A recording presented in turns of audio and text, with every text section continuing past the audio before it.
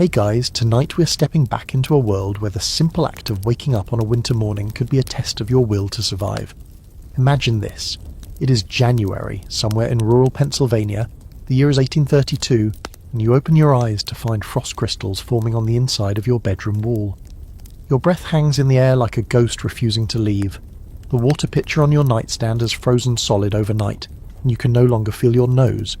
Welcome to winter in 19th century America, where central heating is a fantasy, insulation is a word that does not yet exist in any practical sense, and your odds of making it to spring depend entirely on your preparation, your stubbornness, and a fair amount of luck. You probably would not survive a single week of what these people endured for months on end, and honestly neither would I. So before you get comfortable, take a moment to like the video and subscribe, but only if you genuinely enjoy what I do here. And while you're at it, drop a comment letting me know where you are listening from tonight and what time it is in your corner of the world. I love knowing that people from completely different time zones are drifting off to the same stories. Now, dim the lights, maybe turn on a fan for that soft background hum, and let's ease into tonight's journey together. You find yourself standing in the doorway of a small cabin somewhere in the American Northeast. The year does not matter too precisely. Let us say it is the 1820s or 30s, though the experience would have been remarkably similar throughout most of the 19th century. The snow outside has piled up past your windowsills, and the wind has been howling for 3 days straight. You have not seen another human being besides your immediate family in nearly 2 weeks, and the nearest town is an 8-mile walk through drifts that could swallow you up to your waist. This is not a vacation. This is not a charming historical reenactment. This is simply life. And the question hanging over everything you do is brutally simple. Will you and everyone you love make it through until the thaw? The winters of 19th century America were not just cold. They were a comprehensive assault on human existence that tested every aspect of daily life. Historians still argue whether the early 1800s experienced a particularly brutal stretch of climate compared to later decades, with some pointing to the lingering effects of volcanic eruptions and the so-called Little Ice Age that gripped the northern hemisphere for centuries. What we know for certain is that average winter temperatures in New England and the upper Midwest regularly plunged well below 0 Fahrenheit for extended periods, and the infrastructure to combat this cold was, by modern standards, almost laughably inadequate. You have to understand something fundamental about this era. There was no safety net, no government heating assistance, no emergency shelters, no insulated walls filled with modern materials designed to trap warmth. If you could not keep yourself warm through your own labour, ingenuity and advanced preparation, you simply suffered, and suffering in the cold has consequences. Fingers and toes turned black from frostbite, lungs filled with fluid from pneumonia, infants who could not regulate their own body temperature slipped away in the night. The mortality rates during winter months spiked dramatically, particularly among the very young, the very old, and anyone whose circumstances left them without adequate resources. And yet people survived. Millions of them, year after year, generation after generation. They developed strategies, traditions, and technologies that allowed them to push back against the killing cold just enough to endure. Tonight you are going to learn exactly how they did it, every uncomfortable, ingenious, sometimes disgusting detail of winter survival in an age before thermostats and electric blankets. Picture yourself waking up on that frozen January morning. The fire in your cabin's hearth has died down to embers overnight because despite your best efforts, no one stayed awake to feed it through the darkest hours. The room temperature has dropped to somewhere around 30 degrees Fahrenheit, which might sound almost tolerable until you realise that you need to leave your bed, and your bed is currently the only warm place in your entire world. The blankets piled on top of you weigh nearly 20 pounds, a combination of wool, quilted cotton, and perhaps a feather comforter if your family has the means. Your body heat has created a tiny microclimate beneath those layers, and the thought of abandoning it feels like a form of self-punishment. But abandon it you must, because the fire needs feeding, the animals need tending, and life on a 19th century homestead does not pause for comfort. You swing your legs out of bed and your feet hit the wooden floorboards, which feel like slabs of ice.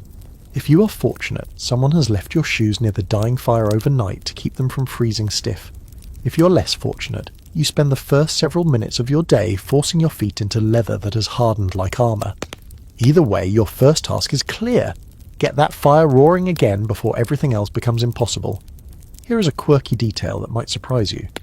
Many families in this era kept a small pile of kindling directly under their beds, not out of laziness, but out of genuine survival strategy.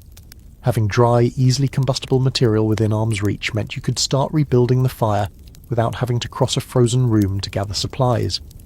Some households even kept a small container of live coals banked in ash overnight, a carefully managed ember that could be coaxed back to life with minimal effort come morning.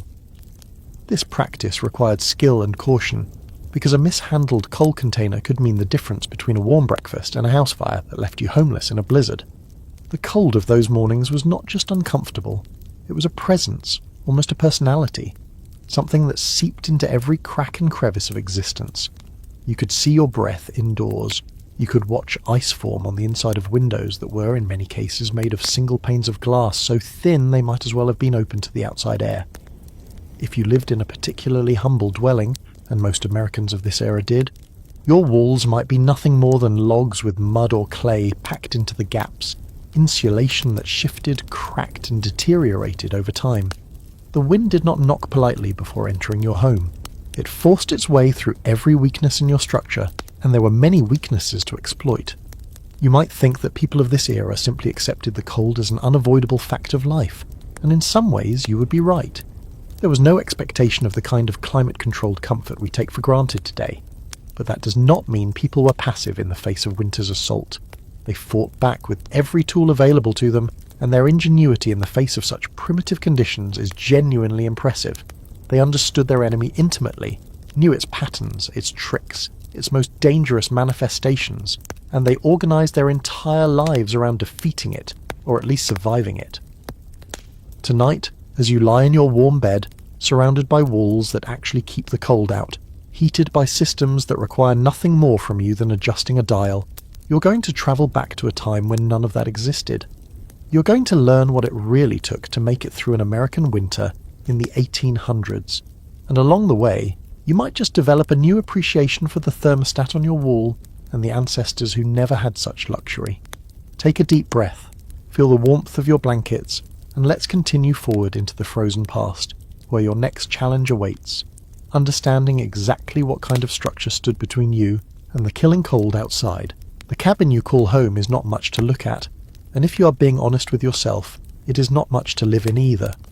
From the outside, it appears as a humble rectangle of stacked logs, a stone chimney rising from one end, a single door and perhaps two small windows covered with oiled paper or, if you're lucky, actual glass. The roof is made of wooden shingles that have seen better days, and the whole structure settles into the landscape like something that grew there rather than something that was built. It looks quaint in that way historical paintings make everything look quaint. It is also, in practical terms, a drafty death trap that barely qualifies as shelter. You need to understand what you are working with here. The typical frontier cabin of the 1800s was constructed using techniques that prioritize speed and available materials over anything resembling thermal efficiency. A family moving into new territory might throw up a basic log structure in a matter of weeks, sometimes days if enough neighbours pitched in to help. The logs themselves were often green wood, freshly cut and not properly seasoned, which meant they would shrink and warp over time, opening gaps between the courses that had been carefully fitted together during construction. Those gaps were your enemy, and the wind knew about every single one of them. The standard approach to sealing those gaps was called chinking and daubing. Chinking involved stuffing the spaces between logs with whatever materials were available. Stones, wood chips, moss, straw, even old rags. Daubing meant coating those stuffed gaps with a plaster-like mixture, typically mud combined with clay, animal hair or lime if you could get it. The result was a wall that looked solid enough from a distance but revealed its weaknesses the moment winter arrived in earnest. The daubing cracked, the chinking shifted, the wind found its way through, carrying cold air directly into your living space, as if the walls were nothing more than a suggestion. And here is a fun detail that speaks to the desperation of the situation. Many families rechinking their homes became an annual autumn ritual, right up there with slaughtering the hog and putting up preserves. You would go around the entire structure, inside and out, patching every gap you could find with fresh material, knowing full well that you would be doing the same thing again next year, and the year after that, and every year for as long as you lived in that cabin. It was maintenance that never ended, a battle against entropy that you could never quite win. The floors were another problem entirely. If you were fortunate, you had wooden floorboards laid over a crawl space, which at least kept you off the frozen earth. If you were less fortunate, and many settlers were, especially in their first years on new land, your floor was simply packed dirt, which sounds almost cosy in summer, but becomes a nightmare in winter. Dirt floors wicked cold up from the frozen ground below, turning the entire lower portion of your home into something like a refrigerator. Families with dirt floors often covered them with layers of straw or dried grasses, which helped slightly, but also created opportunities for mice, insects, and other unwelcome guests to take up residence right beneath your feet. The windows deserve special mention because they represent one of the great compromises of 19th century home building. Glass windows were expensive, fragile, and difficult to transport to frontier regions. Many cabins made do with oiled paper stretched over the window frames, paper that had been soaked in linseed oil or animal fat to make it somewhat translucent and slightly more resistant to the elements. This worked better than you might expect for letting in light, but it provided almost no barrier against cold air. Some families simply boarded up their windows entirely during winter months, choosing darkness over drafts, which gives you a sense of just how serious the cold situation could become. Historians still argue whether the log cabin was truly the dominant housing form of the American frontier, or whether this image has been somewhat romanticized by later generations. The reality is that housing varied enormously depending on region, available materials, and the economic status of the family. In the treeless Great Plains, settlers built sod houses, structures made from blocks of prairie turf stacked like bricks. These sod houses actually had some insulating advantages over log cabins, with thick earthen walls that moderated temperature extremes, but they came with their own problems, including dirt constantly falling from the ceiling, water leaking through during rains, and the ever-present company of insects and snakes who found the sod walls to be excellent habitat. In more established areas, you might find clapboard houses, wooden structures with exterior walls made of overlapping horizontal boards. These looked more like what we would recognise as a proper house, but unless they were built with particular care, they were hardly better at keeping out the cold than their log cabin cousins. The boards shrank, gaps opened, and the wind found its way in. Brick construction offered better protection, but was mostly limited to urban areas and the homes of the wealthy. For the average American family in the 1800s, winter meant living in a structure that was perpetually at war with the elements and perpetually losing. Here is something that might shift your perspective on this whole situation.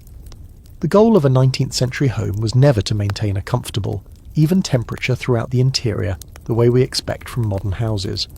That would have been impossible with the technology available. Instead, the goal was much more modest. Keep the area immediately around the fire warm enough to survive, and accept that the rest of the house would remain cold. This is why families clustered around the hearth, why beds were positioned as close to the fire as safety allowed, and why venturing to the far corners of your own home could feel like stepping outside. The psychological effect of this living situation is easy to underestimate. You were never truly warm in the way we understand warmth today. You were warm enough, warm in patches, warm on the side of your body facing the fire while your back remained chilled. You learned to rotate yourself like a rotisserie chicken, presenting each side to the heat in turn, never achieving complete comfort but managing enough warmth to function. It sounds almost comical described this way, and there is a certain dark humour to it, but the reality was exhausting. You never fully relaxed, you never let your guard down. The cold was always there, waiting for a moment of inattention. The structure of your home also created stratification of temperature that could be dramatic. Heat rises, as we all learned in school, which meant that the upper portions of a cabin, the sleeping loft if there was one, or simply the airspace near the ceiling, were significantly warmer than the lower portions where you actually lived and worked. Some families with two-storey homes practically abandoned the ground floor during the worst winter months, moving their living activities upstairs where the rising heat from the fire below collected. Children sent to sleep in lofts often had the warmest sleeping conditions in the house, which is not something you would guess from the usual assumptions about kids getting the worst accommodations. But here is the trade-off nobody tells you about those lofts. Heat rises, but so does smoke, and 19th century fireplaces and stoves were not exactly models of combustion efficiency. Sleeping in a loft meant sleeping in the warmest air, but it also meant sleeping in air that was thick with smoke, soot, and the byproducts of whatever you were burning for fuel. Respiratory problems were endemic to this era, and the living conditions of winter months surely contributed. You traded a little extra warmth for a little extra lung damage, and most people made that trade without a second thought, because the alternative was freezing. The home you lived in was not a fortress against winter. It was more like a negotiation with winter, a structure that reduced the cold's assault without ever truly defeating it. Every aspect of your life had to account for this basic reality, and the most important element in that negotiation was not the walls, the floor, or the roof. It was the fire itself, that hungry, demanding, absolutely essential source of heat that stood at the centre of everything. The fireplace dominates your home in ways both physical and psychological. It is not merely a source of warmth, but the gravitational centre around which your entire existence orbits. Everything you do during winter months relates in some way to this opening in your wall, this controlled chaos of flame and ember that demands constant attention and returns the gift of survival in exchange. Without it, you die. With it, you might live. The relationship is that simple and that consuming. The typical fireplace of this era is a large open hearth built into one wall of your cabin, usually constructed of stone or brick if materials allowed, sometimes of packed clay reinforced with sticks if they did not. The opening is wide, perhaps 4 or 5 feet across, and deep enough that you could almost climb inside, which is exactly what people sometimes did when the cold became unbearable. The chimney rising above draws air from the room, creating a draft that pulls smoke upward and out of the house, while simultaneously pulling cold air in through every crack and gap in your walls. This is one of the great ironies of fireplace heating. The very mechanism that removes smoke also increases drafts, so your fire is simultaneously warming you and making your home draftier. The efficiency of these open hearths was appallingly low by modern standards. Historians and engineers who have studied period fireplaces estimate that somewhere between 80 and 90% of the heat generated by the burning wood went straight up the chimney and out into the atmosphere. You were essentially heating the outdoors while capturing only a small fraction of that thermal energy for your own benefit. This explains why you had to burn such enormous quantities of wood, and why families positioned themselves so close to the flames that their clothing sometimes scorched and their skin reddened from the radiant heat. Distance from the fire meant exponential decrease in warmth. You quickly learned the geometry of survival around your hearth. The zone within 3 or 4 feet of the fire was tolerable, even comfortable. Beyond that, temperatures dropped rapidly, and by the time you reached the far wall of your cabin, perhaps 20 feet away, you might as well have been outside. Families arranged their furniture to cluster within this narrow band of warmth, with the best positions reserved for the most vulnerable members, infants, the elderly, the sick. Everyone else took their turns in the prime spots and accepted their time in the colder margins. The fire demanded feeding with a regularity that shaped your entire daily schedule. A roaring blaze that warmed the room nicely might consume its fuel in an hour or two, leaving you scrambling to add more wood before the temperature plummeted. Families developed rhythms around this need, with different members taking responsibility for fire maintenance at different times of day and night.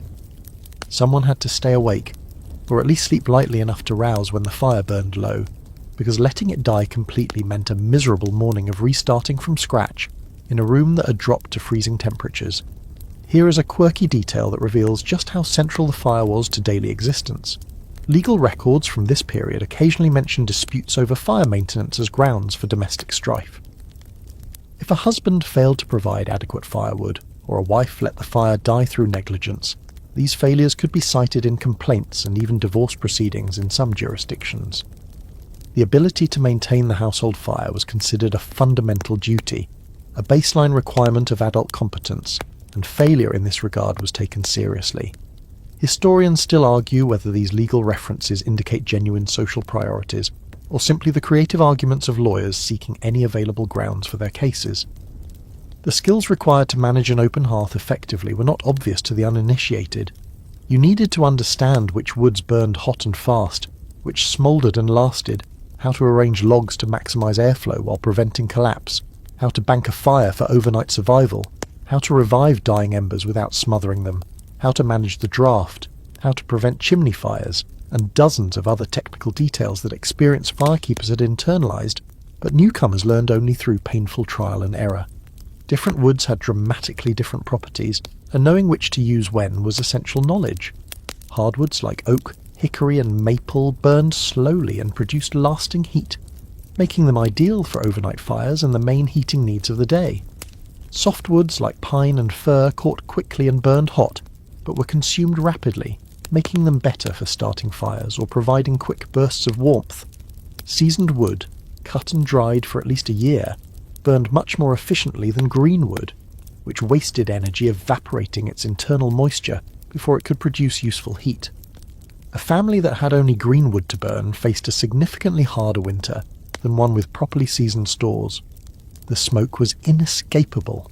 No matter how well your chimney drew, some smoke always found its way into your living space, particularly when you first lit the fire, when you added new logs, or when wind conditions outside created downdrafts that pushed smoke back into the room.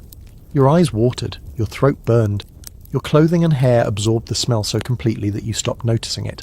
Though visitors from outdoors could immediately tell you lived with a fire. Chronic eye irritation and respiratory problems were normal parts of life, prices paid for the privilege of not freezing. And the danger, you cannot discuss open hearth living without acknowledging the constant danger. House fires killed people regularly. Clothing caught flame, especially the long skirts worn by women who worked closest to the hearth for cooking. Children fell into fires or pulled burning logs onto themselves. Chimneys caught fire when creosote buildup ignited, sending flames shooting up through the roof. Sparks escaped and landed on flammable materials. The nightmare scenario of waking to find your home ablaze was not a remote possibility, but a genuine risk that everyone lived with daily. Families developed safety practices that became second nature. Fire screens and guards to catch flying sparks. Careful supervision of children. Regular chimney sweeping to prevent creosote accumulation. The practice of never leaving a fire truly unattended, even if watching it meant sacrificing sleep. Still, accidents happened, and when they did, the consequences could be catastrophic. Fire insurance did not exist in any practical sense for most Americans of this era, and losing your home to fire in winter could easily mean losing your life as well. The hearth also served functions beyond simple heating.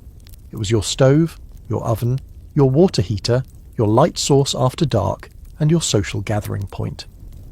Cooking happened in and around the fire with pots suspended from hooks, skillets nestled in the coals, and bread baked in Dutch ovens buried in the embers. Water was heated for washing, for bathing, for medical purposes.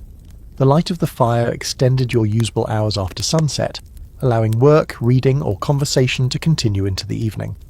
Without the fire, darkness fell complete and activities ceased. The psychological warmth of the hearth mattered almost as much as its physical warmth. Gathering around the fire in the evening, watching the flames dance, feeling the heat against your face, these experiences created a sense of security and togetherness that helped families endure the long, dark months. The fire was companionship as much as utility, a living presence in the home that demanded care but returned comfort. Stories were told around the fire, songs were sung, and the youngest members of the family absorbed the traditions and values of their elders in this intimate setting.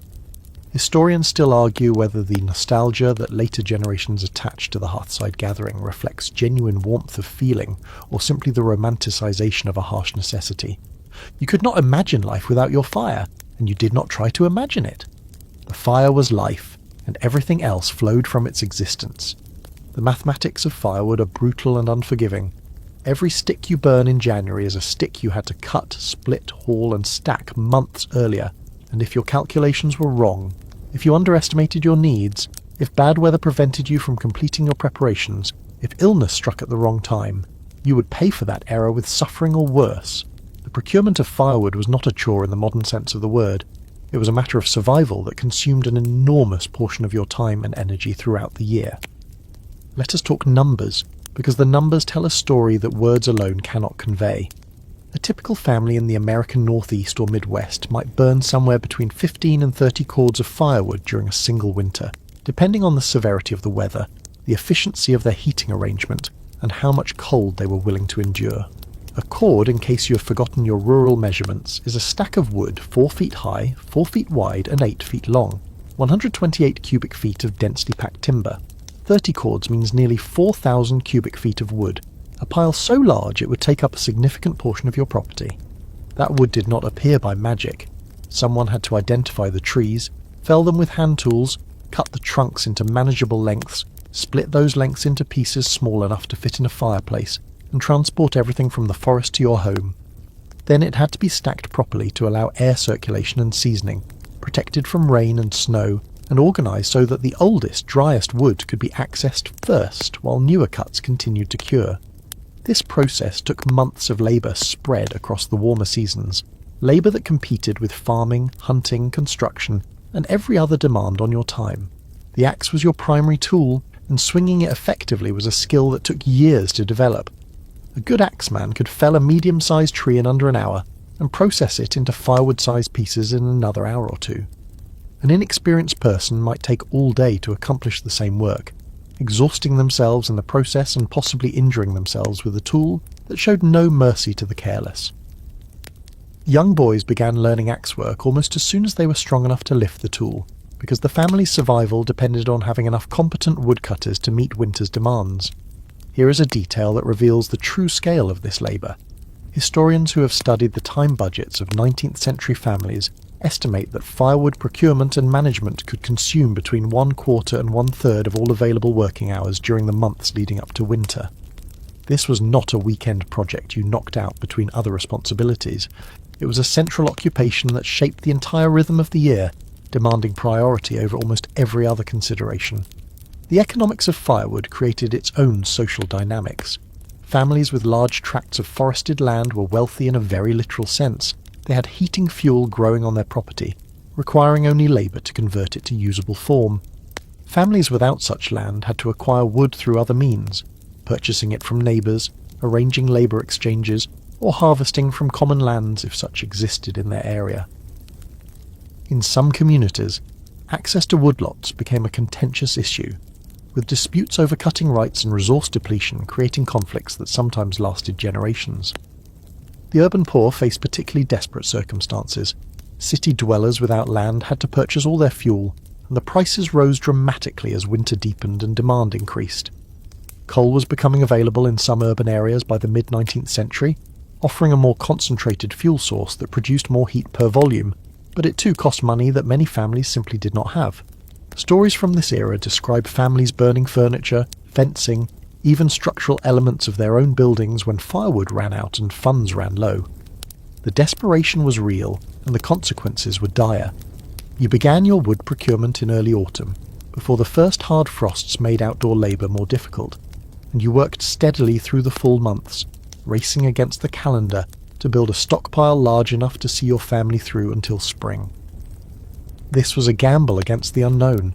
You could not predict exactly how cold the winter would be, how long it would last, or what unexpected demands might arise. The prudent approach was to prepare more than you thought you would need, building a margin of safety that could absorb surprises. Splitting wood was its own art, distinct from felling and cutting. A skilled splitter could read the grain of a log and place their strokes to take advantage of natural weaknesses, cleaving the wood with minimal effort. An unskilled person fought against the grain, exhausting themselves while producing irregular pieces that burned poorly. The maul, a heavy, blunt splitting tool, and the wedge became familiar friends during the autumn months, their weight and balance as familiar as your own hands. Stacking the split wood properly mattered more than you might think. Wood that was thrown into a haphazard pile retained moisture, rotted from the bottom up, and remained difficult to access when snow buried everything under a white blanket. Proper stacking meant creating orderly rows with airflow between the pieces, covered on top to shed rain and snow, but open on the sides to allow drying. Some families built dedicated woodsheds, simple three-sided structures with roofs, to protect their fuel supply. Others made do with tarps, boards, or whatever covering materials were available. The seasoning process continued even after stacking. Green wood, freshly cut, might contain 50% or more of its weight in water. That water had to evaporate before the wood could burn efficiently, which required time, at least 6 months, preferably a full year. This meant that the wood you burned in any given winter had ideally been cut the previous year, creating a rolling cycle of procurement that demanded continuous planning and effort. Families who fell behind in this cycle, burning green wood because they had no choice, faced reduced heating efficiency and increased smoke problems. Historians still argue whether the deforestation that occurred across the American landscape during the 19th century was driven primarily by agricultural clearing, commercial timber operations, or the simple heating needs of a growing population. All three factors played a role, but the sheer volume of wood consumed for domestic heating was certainly significant. Entire forests disappeared to keep families warm, reshaping the ecology of the continent in ways that are still visible today. The work of wood procurement was hard on the body in ways that accumulated over years. Back injuries from lifting and carrying, shoulder and arm strain from swinging axes and mauls, cuts, bruises and splinters beyond counting, hernias from straining under heavy loads. The bodies of 19th century adults bore the evidence of this labour, and many suffered chronic pain and disability as a result. This was simply the price of warmth, paid in flesh and bone over a lifetime. But there was also satisfaction in the work, a deep physical satisfaction in seeing your woodpile grow, knowing that each piece represented a future moment of warmth, a meal cooked, a night survived.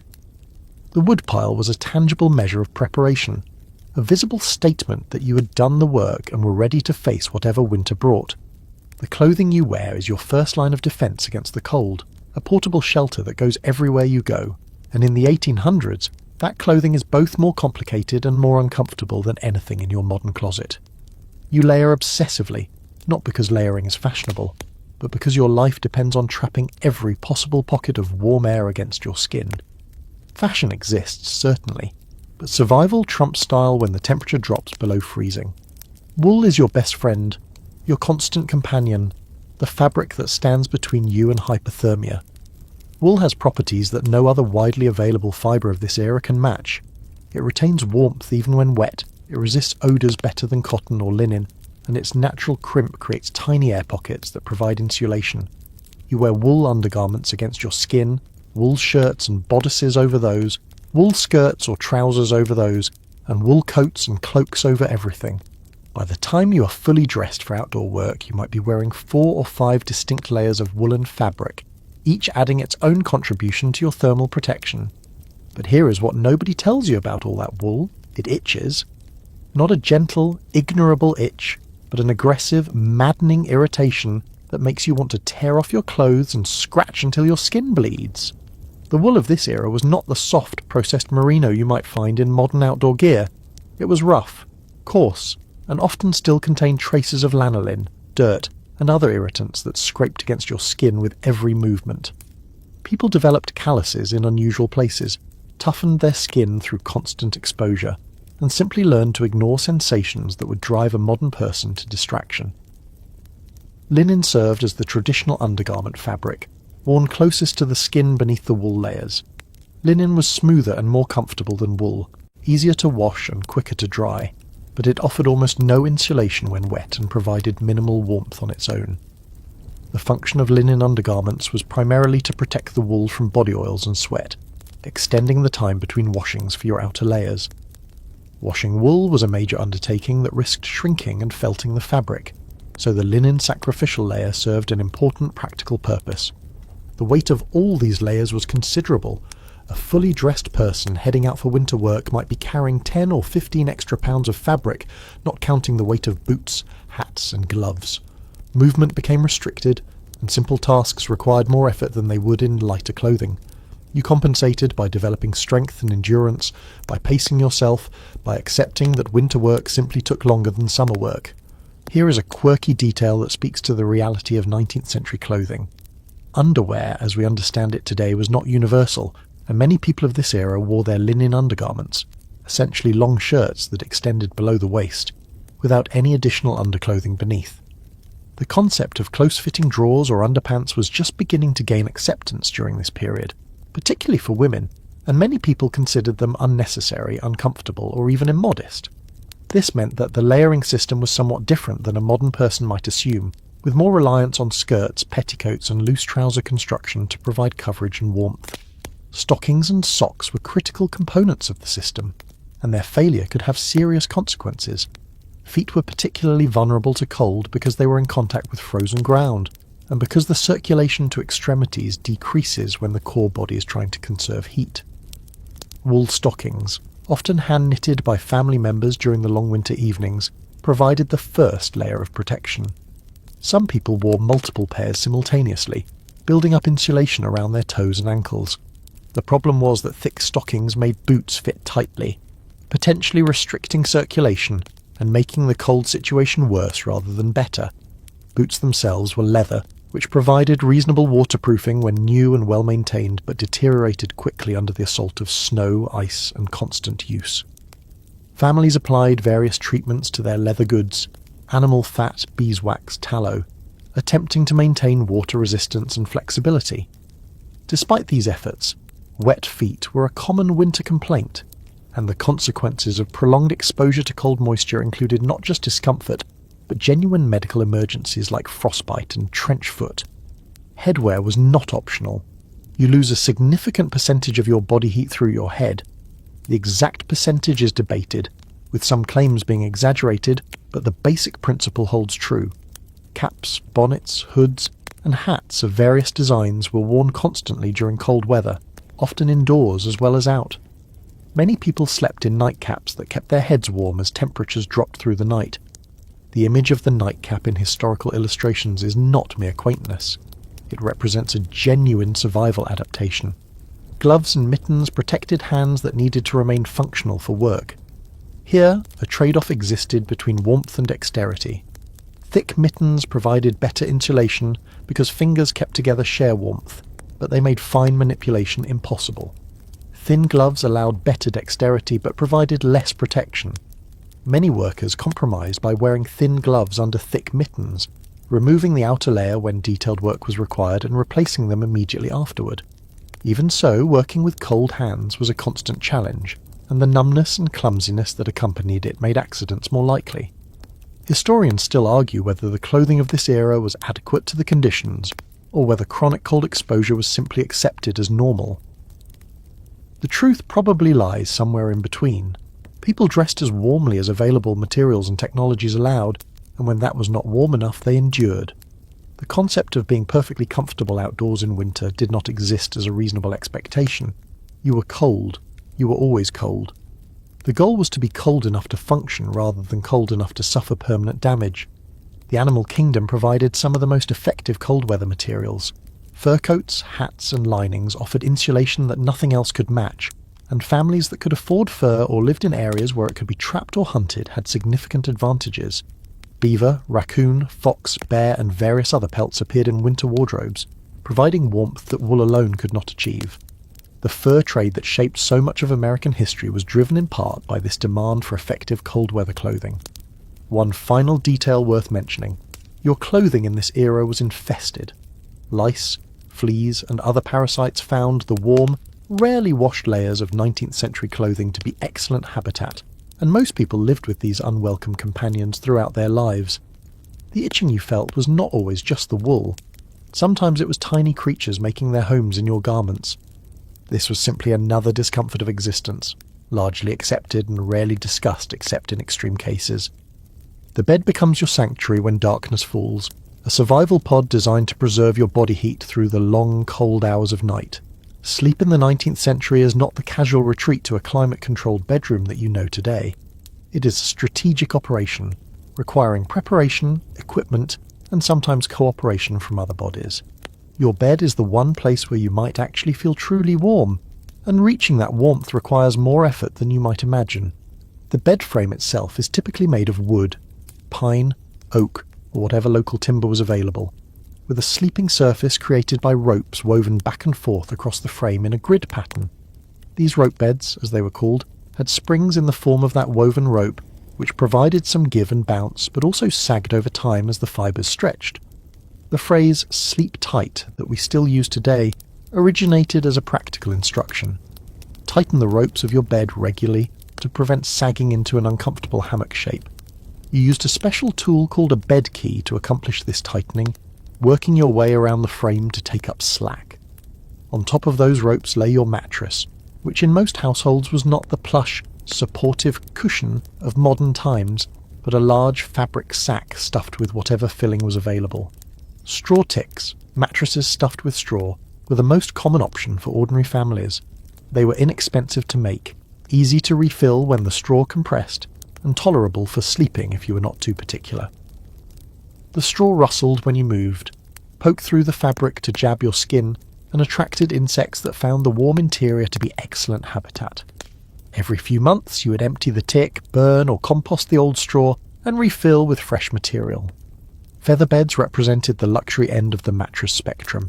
A good feather bed, stuffed with down and feathers from geese or ducks, provided warmth and cushioning that straw could never match.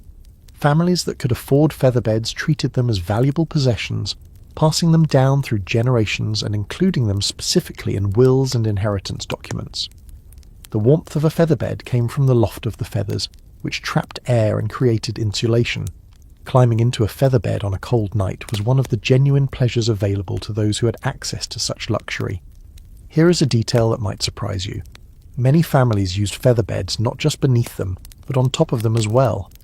The feather bed became both mattress and blanket, with sleepers essentially sandwiched between two layers of feather-filled comfort.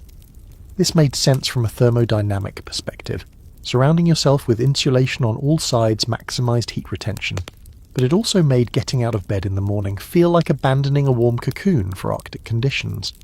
The quilts and blankets piled on top of your bed were crucial to night survival, and we will discuss them in more detail shortly, but the bed itself required preparation beyond just the mattress and covers. Climbing into cold sheets on a freezing night was a shock to the system that could actually prevent you from falling asleep, as your body diverted energy to warming the fabric around you rather than relaxing into rest.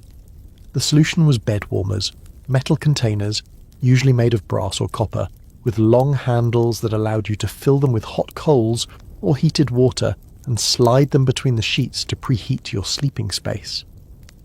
Using a bed warmer properly was a skill. Too many coals or coals too hot could scorch the sheets or even start a fire. Too few, or coals that had cooled too much, provided inadequate warming. The timing mattered. Warm the bed just before you were ready to climb in so the heat was still fresh when you needed it. Remove the warmer before getting into bed, or risk burns from contact with the hot metal during the night. Some families used ceramic vessels called bed panning jugs, which were heated in the fire and placed in the bed to radiate warmth. Others filled bottles with hot water, wrapped them in cloth to prevent burns, and tucked them near their feet. And then there was shared sleeping, a practice so universal in this era that it rarely required comment or explanation. The warmth generated by human bodies is significant. Each person produces roughly the same heat output as a 100-watt light bulb, and combining that heat in a shared bed multiplied the warming effect. Families routinely slept multiple people to a bed, with children sharing with siblings or parents, and guests sharing with whoever had space. The boundaries around personal sleeping space that seem so natural to us today simply did not exist in the same way. Privacy was a luxury that few could afford when survival was at stake. This communal sleeping arrangement had interesting social implications. Children grew up sharing beds with siblings of various ages, learning early that sleep was a cooperative rather than solitary activity. Travellers staying at inns often shared beds with strangers, a practice that could lead to uncomfortable situations but was generally accepted as normal. Historians still argue whether shared sleeping was primarily a thermal necessity, or whether it also served social bonding functions that we no longer value in the same way. The truth is probably both. The position of beds within the home was strategic. You placed the bed as close to the fire as safety allowed, knowing that the warmth radiating from the hearth would help offset the cold that crept in through walls and windows. In a single-room cabin, this often meant the bed sat within a few feet of the fireplace, positioned to receive maximum radiant heat while remaining far enough away to avoid sparks. In larger homes with multiple rooms, the question of which room got the bed became important. The warmest room, obviously, which typically meant the room with the fireplace. Sleeping in nightclothes was standard practice, and those nightclothes were designed for warmth rather than fashion. Long nightshirts or nightgowns made of flannel or wool covered the body from neck to ankle, providing a layer of insulation that remained constant regardless of how much you moved or whether the blankets shifted during the night. Nightcaps, as mentioned earlier, kept heads warm, and many people also wore thick stockings to bed, knowing that cold feet made sleep difficult and increased the risk of frostbite in poorly heated homes. The ritual of going to bed on a winter night had a seriousness to it that you might not expect. Building up the fire for its overnight burn, warming the bed, organising the layers of covers, arranging bodies for maximum heat sharing. All of this required attention and effort. Sleep was not something you fell into casually. It was something you prepared for like any other survival task. The blankets and quilts piled on your bed represent hours upon hours of labour, layers of warmth created stitch by stitch, through the work of hands that understood exactly how much protection each layer would provide. In a world where you cannot simply turn up the thermostat when nights grow cold, these textile creations are not decorative choices but survival equipment, and the people who made them treated the work with corresponding seriousness. Quilts hold a special place in American cultural memory, romanticised in museum displays and craft shows, but their original purpose was utterly practical. A quilt is essentially a textile sandwich, 2 layers of fabric with a filling of batting material sewn between them. The stitching holds the layers together and prevents the batting from shifting and bunching, maintaining even insulation across the surface. The top layer might be pieced together from scraps of fabric in decorative patterns. This is the quilting most people picture when they hear the word, but the beauty was almost incidental to the function. Warmth was the point. The batting material inside a quilt determined much of its thermal effectiveness. Cotton batting was common, providing decent insulation at reasonable cost. Wool batting offered superior warmth, but was more expensive and more difficult to work with. Some quilts were stuffed with worn-out blankets or old clothing, recycling textile materials that were too tattered for other purposes, but still retained some insulating value. The thickness of the batting varied according to purpose. Summer quilts might be light, almost decorative, while winter quilts were stuffed thick enough to add noticeable weight to the bed. The labour of quilt making was substantial. A single quilt might represent 60 to 100 hours of work, between piecing the top, assembling the layers, and completing the quilting stitches that held everything together. This labour was too much for one person to accomplish quickly, which gave rise to the quilting bee, a social institution that combined community gathering with productive work. Women would come together at someone's home, set up the quilt on a large frame, and work collectively to complete the stitching, talking and socialising while their hands moved in practised patterns. Historians still argue whether quilting bees were primarily social events that happened to produce quilts, or production events that happened to be social. The evidence suggests both aspects were important, with the communal nature of the work providing emotional support and connection that helped women endure the isolation of frontier life while also accomplishing practical tasks that no individual could complete as efficiently alone.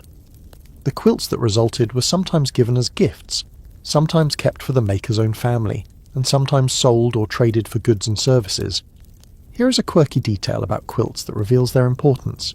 They appear frequently in legal documents of this era, mentioned specifically in wills, property inventories, and divorce settlements. A good quilt was a significant asset, representing both the labour that went into creating it and the survival value it provided.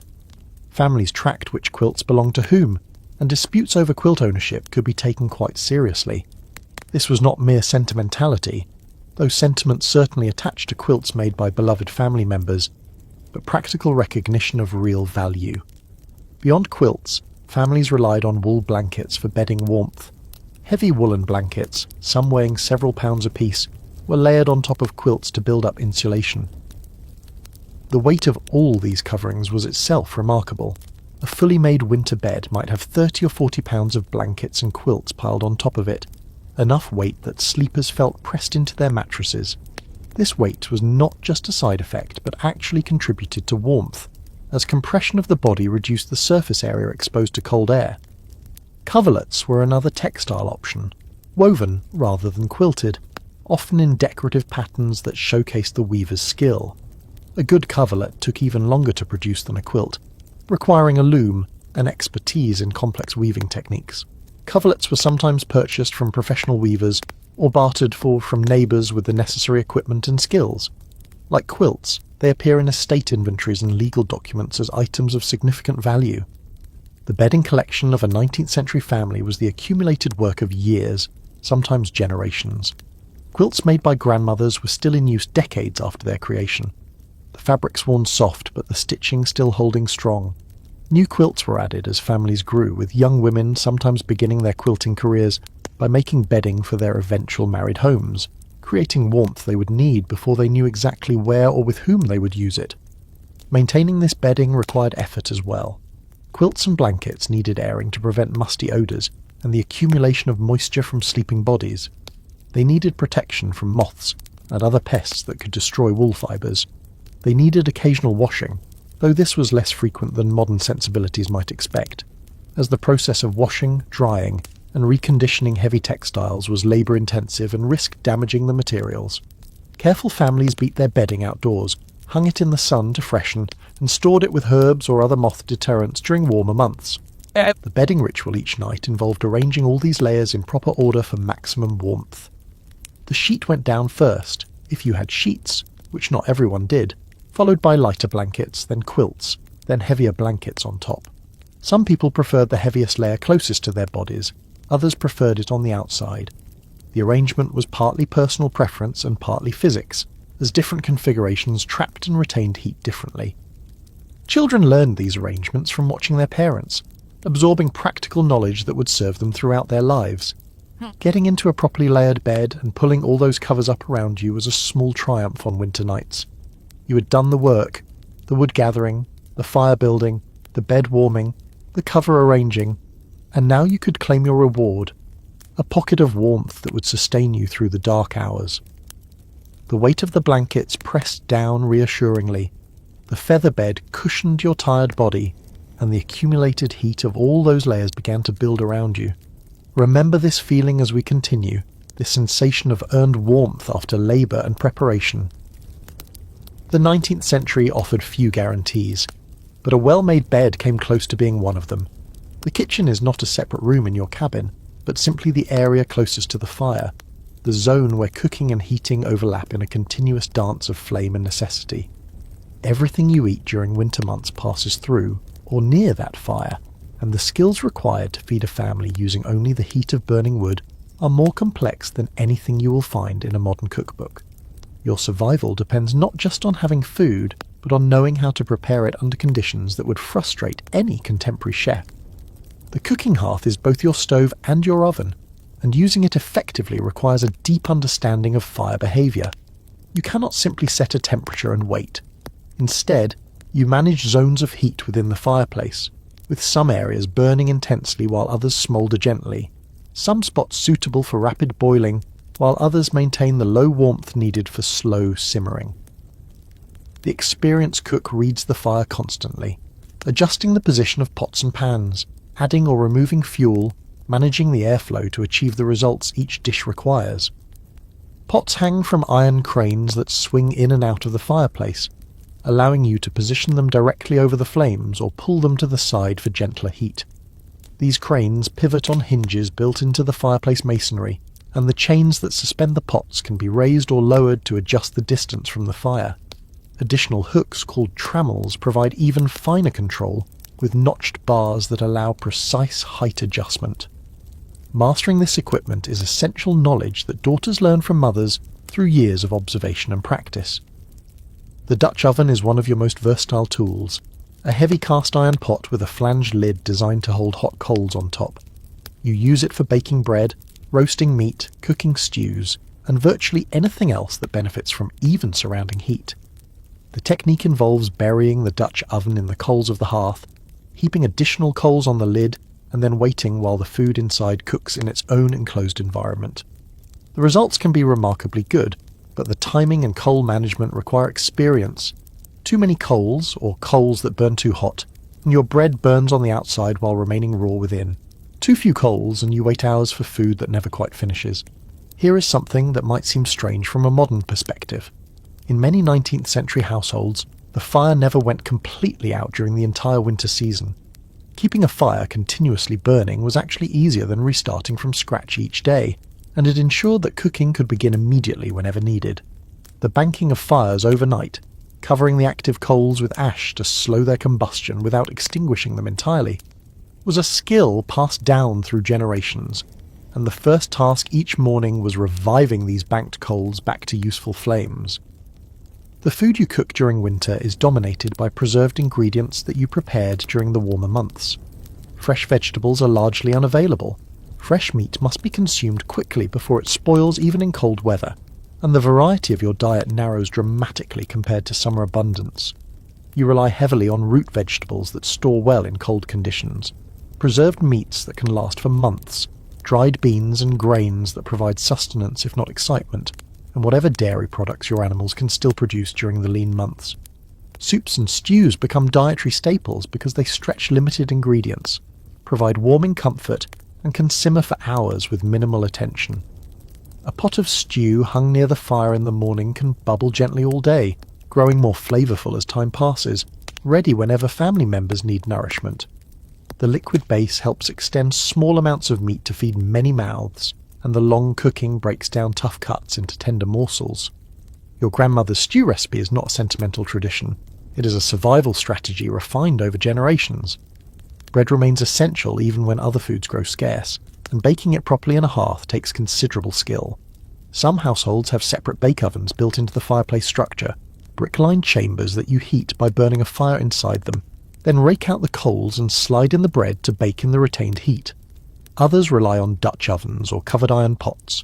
Either way, bread baking is a weekly ritual that consumes hours and produces loaves that must last until the next baking day. Fresh bread is a treat. Bread several days old is simply what you eat. Historians still argue whether the diet of 19th century Americans during winter months provided adequate nutrition, or whether seasonal deficiencies contributed to the health problems that often emerged in early spring.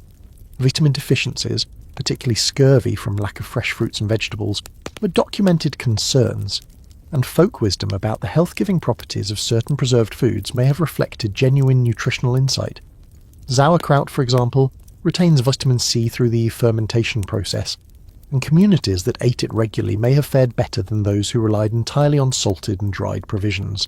The connection between fire and food means that the rhythms of cooking and the rhythms of heating overlap constantly.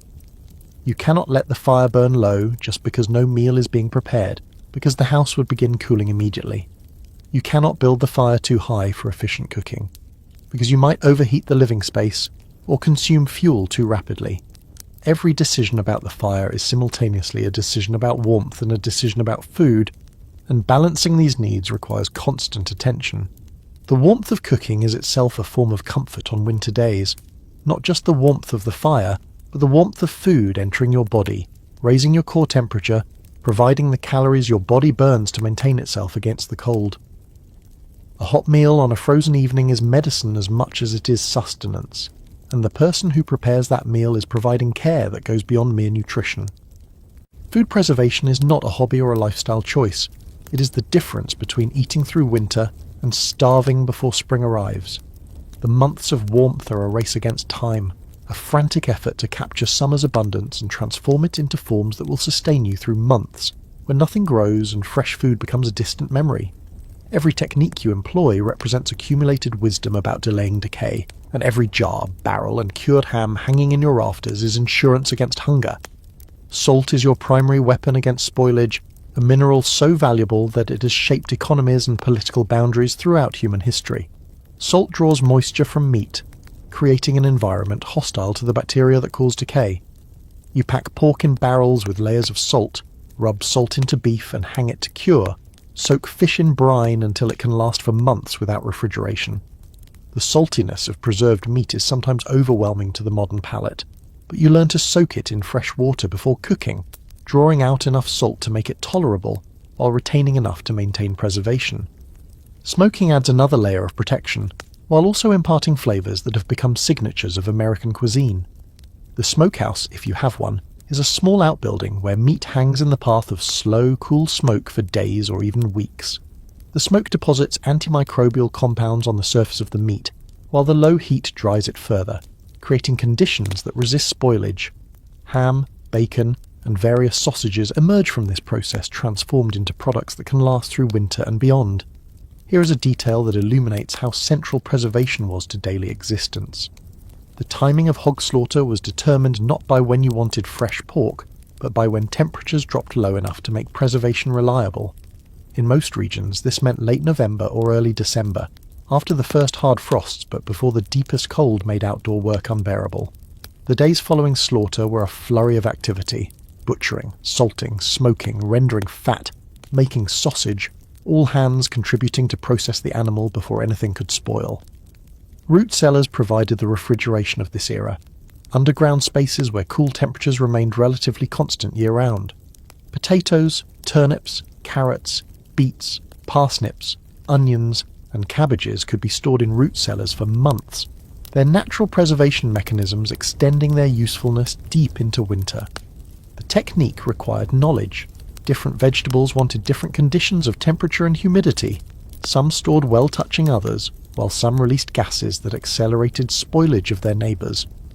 A poorly managed root cellar could lose half its contents to rot. A well-managed one could provide vegetables nearly until spring. Pickling extended the life of vegetables that would not survive simple root storage. Cucumbers became pickles, cabbage became sauerkraut, various vegetables became relishes and preserves.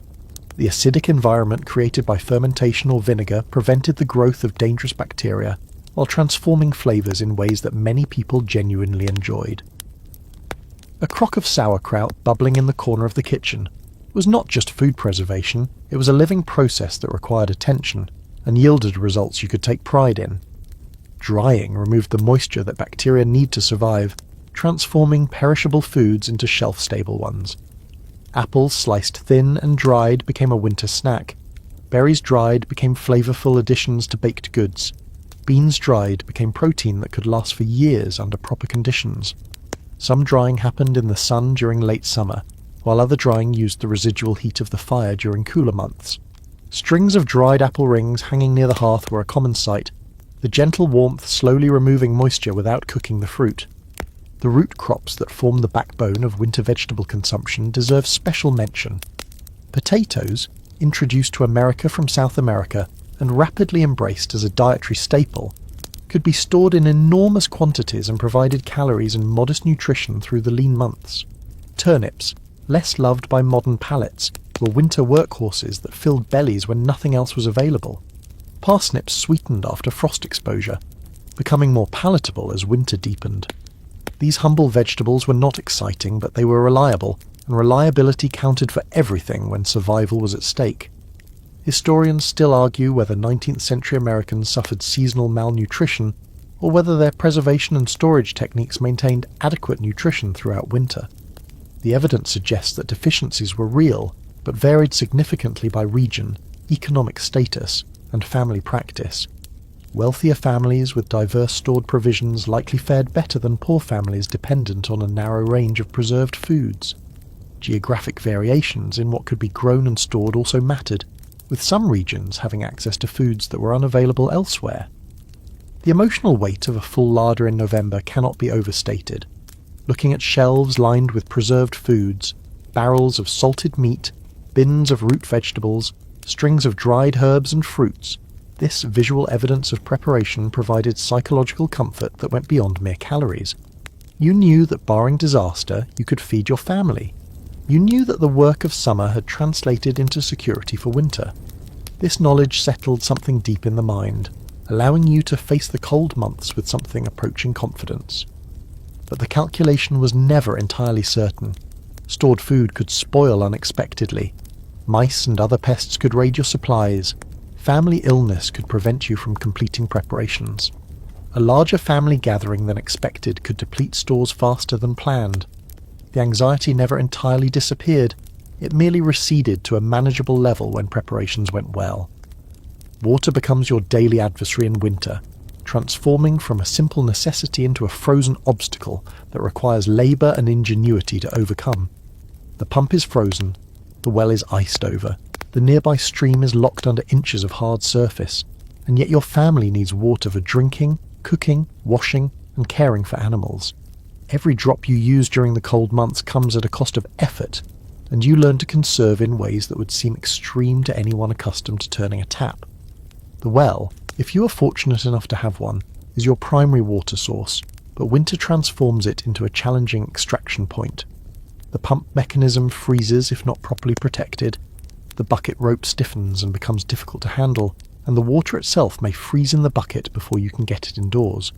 Families develop rituals around well maintenance, wrapping the pump in straw or old blankets, pouring hot water down the mechanism to thaw frozen parts, maintaining a layer of wooden planks over the well opening to trap slightly warmer air below. For those without wells, water comes from streams, ponds or springs. each of which freezes with varying thickness depending on conditions. You learn to read ice, judging where it is thick enough to support your weight and where dangerous thin spots might send you plunging into frigid water. You carry tools for breaking through ice, axes, iron bars, heavy wooden mallets, and you return to the same hole day after day, keeping it open against the continuous efforts of the cold to seal it over. The hole freezes overnight, of course, requiring fresh breaking each morning. Here is a practical detail that reveals the labour involved. A family of 6 might need 10 to 15 gallons of water, daily for basic needs, and every gallon had to be carried by hand from source to home. In summer, this was simply tedious. In winter, with ice to break, snow to navigate, and frozen ground threatening to turn an ankle with every step, the water-carrying journey became genuinely difficult. Children were often assigned this task as soon as they were strong enough to carry partial loads, learning early that water did not appear magically, but was earned through effort. Snow offered an alternative water source, abundant and readily available during winter months, but melting snow for water was surprisingly inefficient. Snow contains a great deal of air, so a full bucket of snow yields only a small amount of water when melted. The melting process requires heat, which means burning precious firewood to produce water you could have obtained more efficiently from a well or stream. Most families used snow water only when no liquid source was accessible, treating it as a backup rather than a primary supply. Once obtained, water had to be protected from freezing indoors, which was not guaranteed in poorly heated homes. Families positioned water containers near the fire, brought them into bed overnight, or simply accepted that a thin layer of ice would form on stored water and would need to be broken before use. The phrase "breaking the ice" that we use metaphorically today had a very literal application in 19th century mornings. The scarcity and difficulty of water influenced every aspect of winter hygiene and household practice. Bathing became infrequent, not from indifference to cleanliness, but from the practical impossibility of heating enough water to fill a tub, while also maintaining house temperature and preserving fuel supplies. Many families limited full baths to once a week or less, supplementing with spot washing of hands and face as needed. The Saturday night bath became a tradition in part because it was manageable to heat water once a week, and Sunday's church attendance provided motivation to be presentable. Laundry was another water-intensive activity that winter made difficult. Washing clothes required large quantities of water, both for washing and rinsing, plus the heat to make that water warm enough to clean effectively. Winter laundry therefore became a major production, scheduled for days when other circumstances allowed focusing energy on this single task. Clothes were worn longer between washings, stains were tolerated that would be unacceptable in other seasons, and garments that fell into genuine filth might simply be set aside until conditions improved. Historians still argue whether the reduced bathing and laundry practices of winter months contributed significantly to disease transmission, or whether the cold temperatures themselves reduced pathogen activity enough to offset the decreased hygiene. The evidence is mixed, with some diseases showing reduced winter transmission while others, particularly respiratory illnesses, actually increased. The cold itself may have been a more important health factor than cleanliness during these months. The animals also needed water adding to the daily labour. Livestock could not break their own ice or haul their own buckets, so their care fell to you.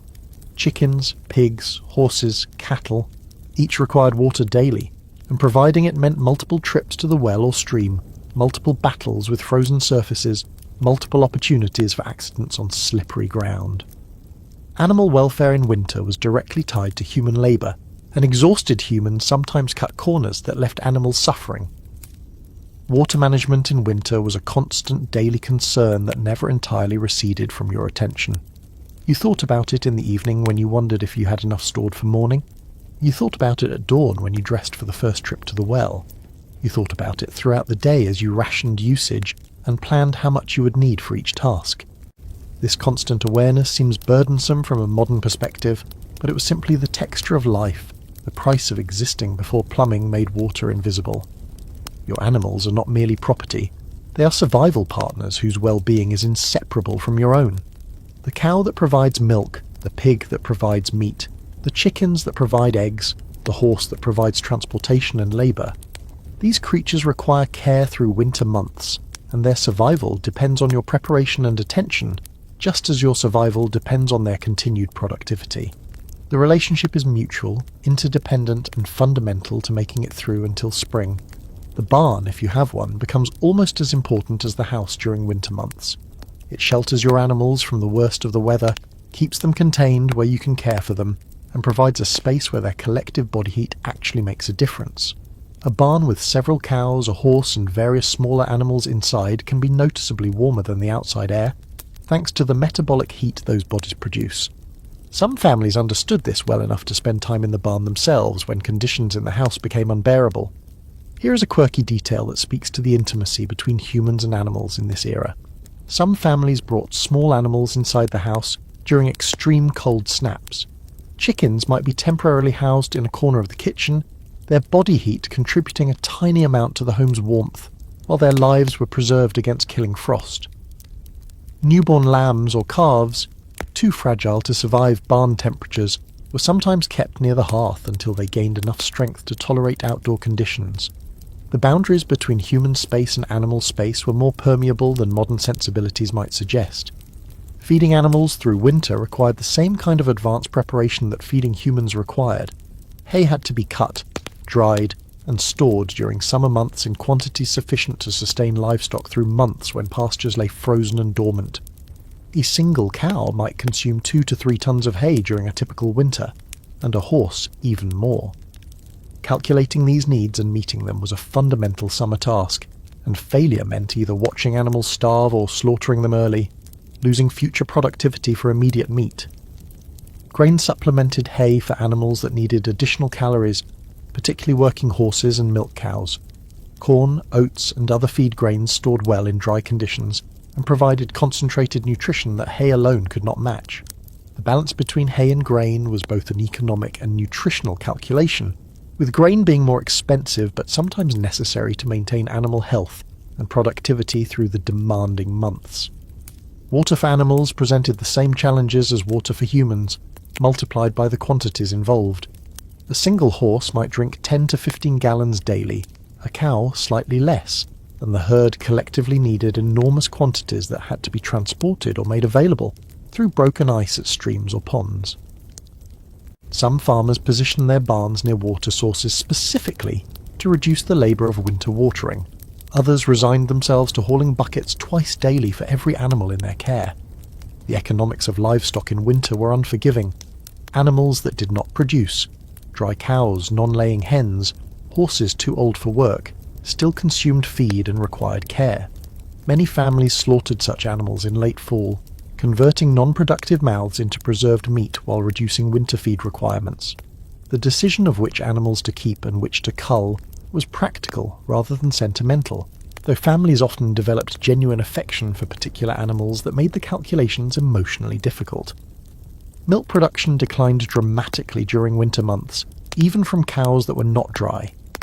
The reduced daylight, the cold temperatures, and the less nutritious feed all contributed to lower yields, meaning that families who relied on fresh milk and dairy products through summer had to adjust their expectations for winter.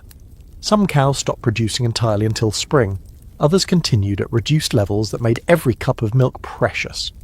Historians still argue whether 19th century animal husbandry practices constituted adequate care by modern standards, or whether the limitations of available knowledge and resources meant that animals suffered unnecessarily. The evidence suggests that farmers generally did their best with what they knew and had, but that the best available practices still resulted in significant animal mortality during harsh winters. Disease spread through confined populations, inadequate nutrition weakened immune systems, and extreme cold overwhelmed the animal's ability to maintain body temperature despite farmers' efforts. The emotional bond between farmers and their animals was real, even when economic necessity required hard decisions. A family cow was often the closest thing to a pet that rural children experienced, with a name, a recognised personality, and a place in daily life that went beyond mere utility. Losing that cow to winter's demands, whether through death or necessary slaughter, carried genuine grief, especially for children who had helped care for the animal through gentler seasons.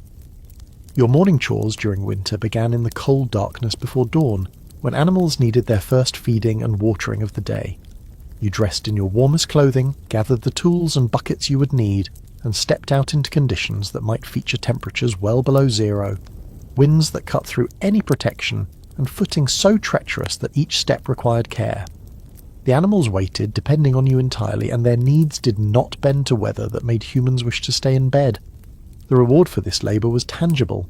Eggs gathered warm from beneath the hens, milk still steaming as it filled the pail. The knowledge that your animals would survive another day and continue to provide for your family. This daily exchange, your labour for their productivity, formed the foundation of subsistence agriculture, and breaking that exchange even once could cascade into consequences that threatened everything you had worked to build. The outhouse stands at the edge of your property, a small wooden structure that represents one of the most dreaded aspects of winter existence. Everything about this necessary building seems designed to make cold weather bathroom trips as unpleasant as possible, and yet nature's call does not pause for temperature. You will make that journey across frozen ground, sit on that ice-cold wooden seat, and expose parts of your body that desperately want to remain covered because you have no choice.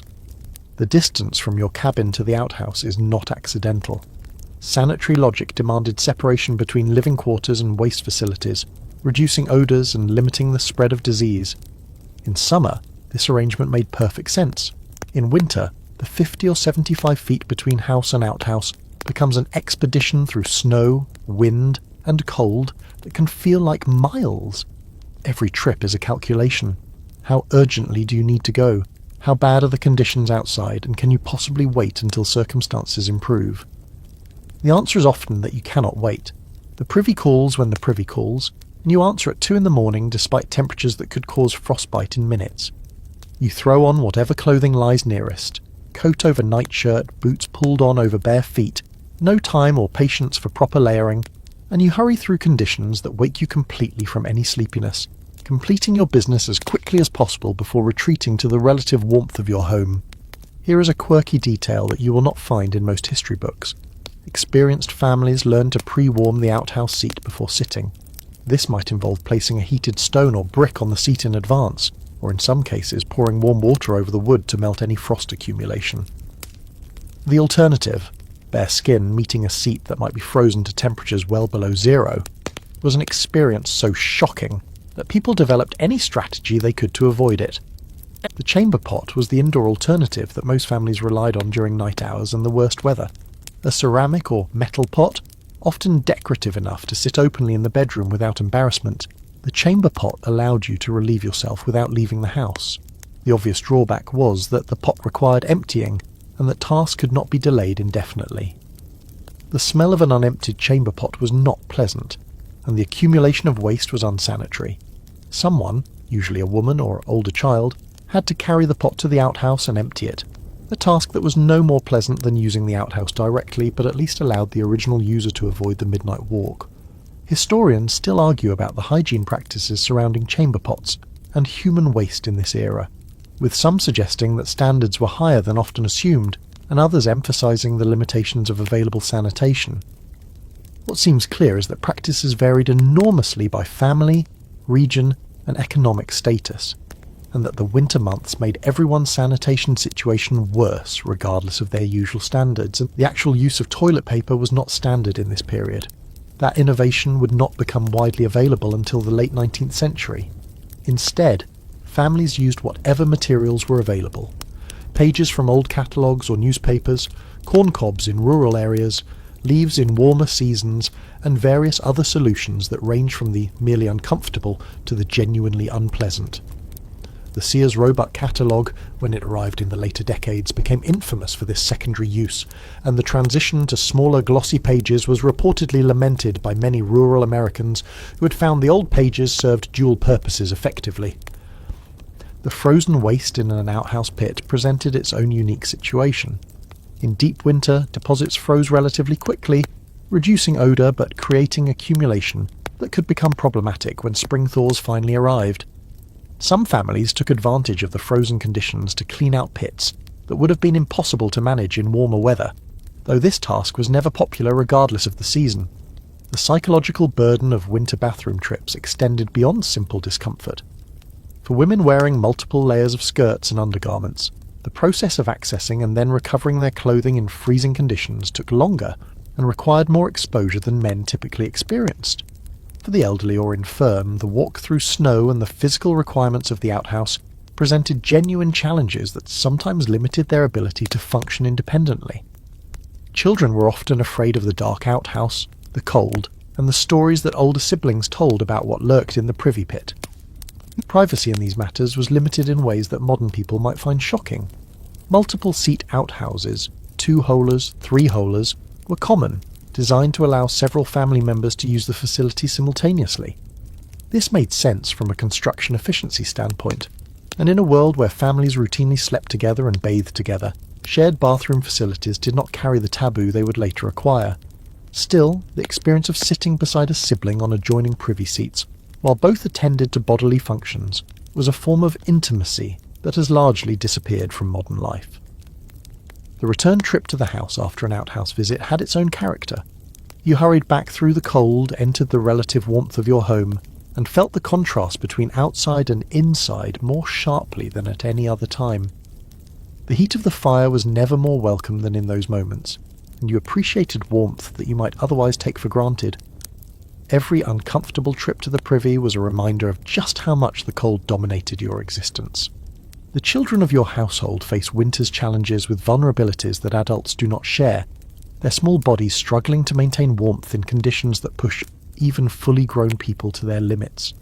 Your constant worry during the cold months centers on these young ones, the infant who cannot generate enough heat alone, the toddler who does not understand the dangers of cold exposure, the older children who must venture out for chores despite temperatures that would keep adults indoors if choice existed.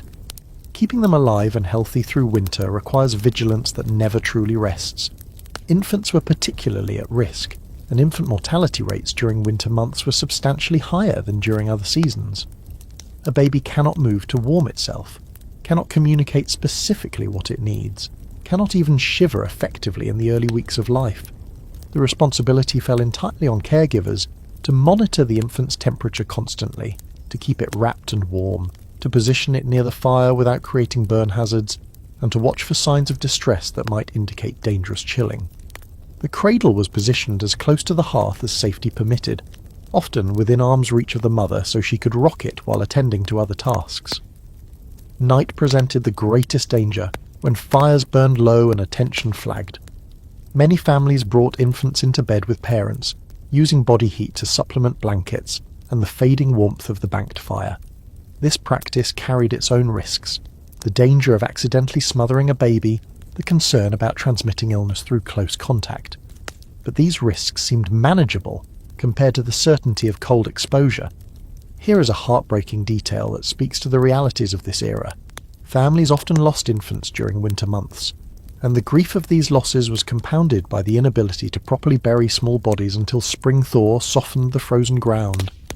In some communities, families kept deceased infants in unheated outbuildings through winter, waiting for conditions that would allow proper burial. This practice seems macabre to modern sensibilities, but was simply practical necessity under impossible circumstances. Swaddling was more than traditional practice, it was thermal management. Wrapping an infant tightly in layers of fabric concentrated body heat reduced heat loss from exposed skin and prevented the baby from kicking off its covers. The swaddling clothes were layered carefully, with soft linen against the skin and warmer wool on the outside, building a cocoon that the infant could not escape. Some historians argue that swaddling was too restrictive, limiting movement and possibly contributing to developmental issues, while others contend that the thermal benefits in cold environments outweighed any negative effects. Older children faced different challenges. As soon as they were old enough to contribute to household labour, they were expected to help with chores that took them outdoors regardless of weather. Gathering firewood, carrying water, tending animals, running errands. These tasks could not be skipped simply because a child was cold, and frostbite, hypothermia, and cold-related illness were real risks.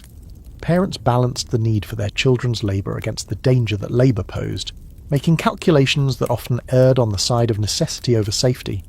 Clothing for children was a particular challenge. Children grew rapidly, and winter garments that fit one year might be hopelessly small the next.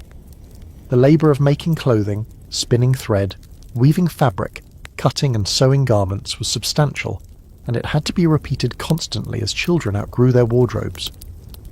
Many families relied on hand-me-downs, passing clothes from older to younger siblings, patching and altering as needed to extend useful life.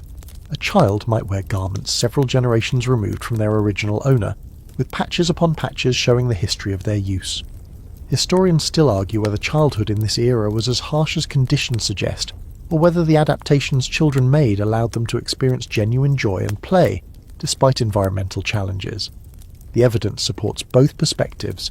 Children did suffer, sometimes terribly, from cold and its consequences, but they also played in snow, built sledding runs, explored frozen landscapes, and found entertainment in conditions that would keep modern children indoors. Resilience and misery coexisted in ways that are difficult to disentangle from this distance. The schoolhouse, for families who had access to one, presented its own heating challenges.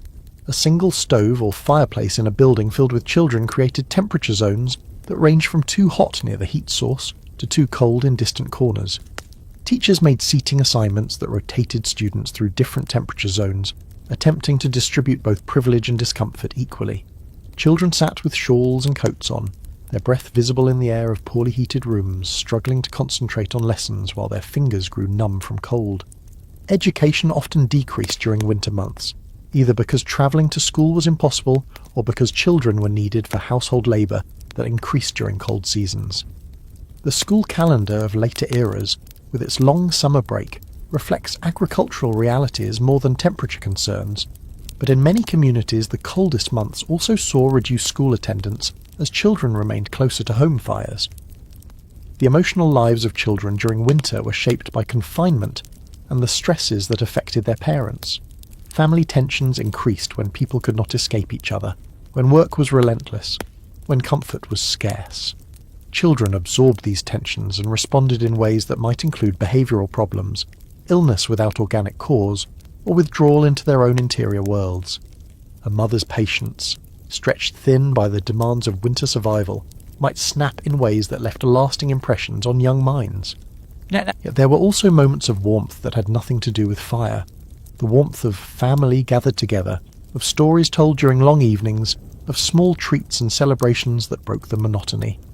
Winter holidays, when they existed for a family's tradition, provided focal points of joy amid the hardship. The very difficulty of the season could make its small pleasures sweeter.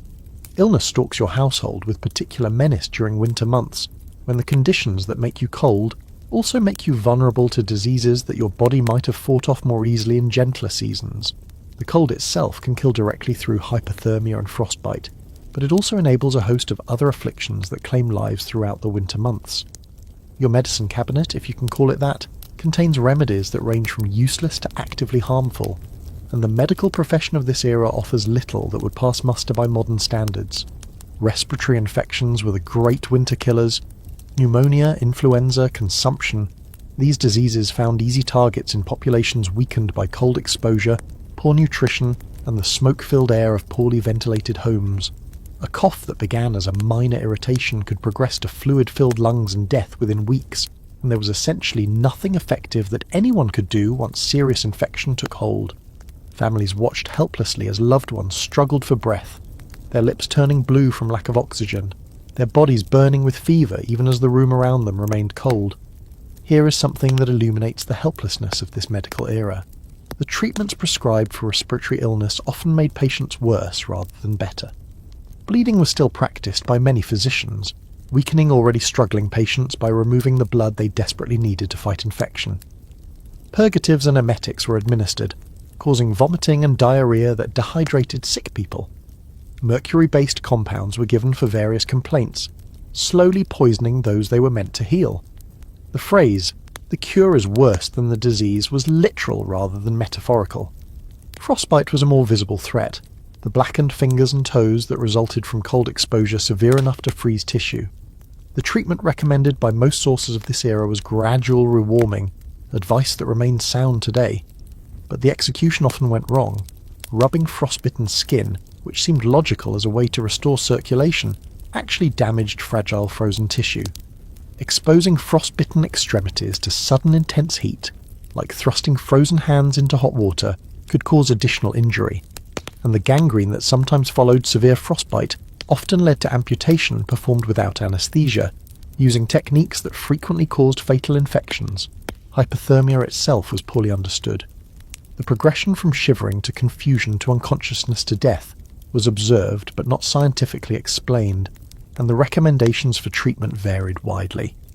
Some sources advised vigorous activity to warm a cold person, potentially good advice for mild cold exposure, but dangerous for someone whose core temperature had dropped significantly.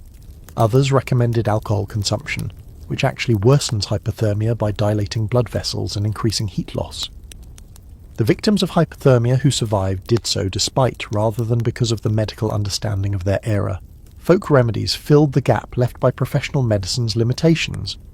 Mustard plasters applied to the chest were believed to treat lung congestion. The burning sensation they produced on the skin was taken as evidence of therapeutic action.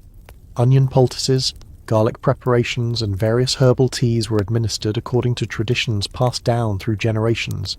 Some of these remedies may have provided genuine comfort or even modest benefit. Others did nothing. A few probably caused harm.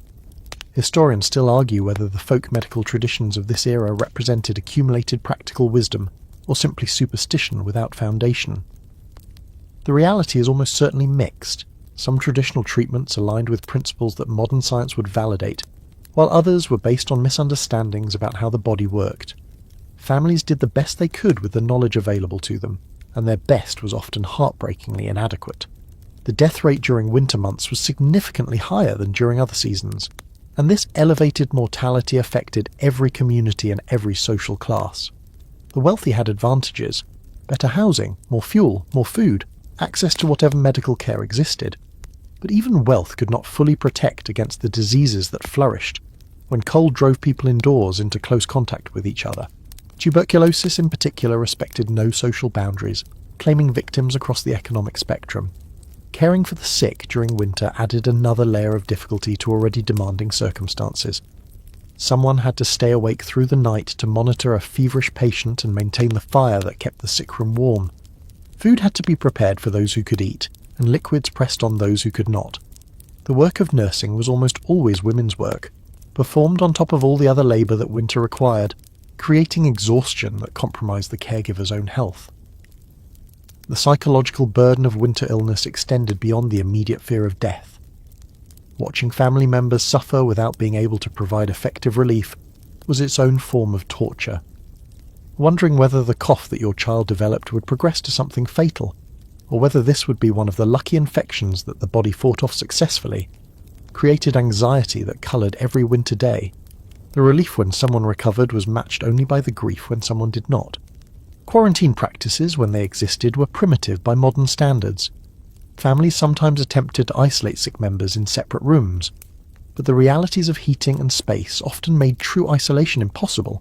The infection spread through households, claiming multiple victims in waves that left some families decimated.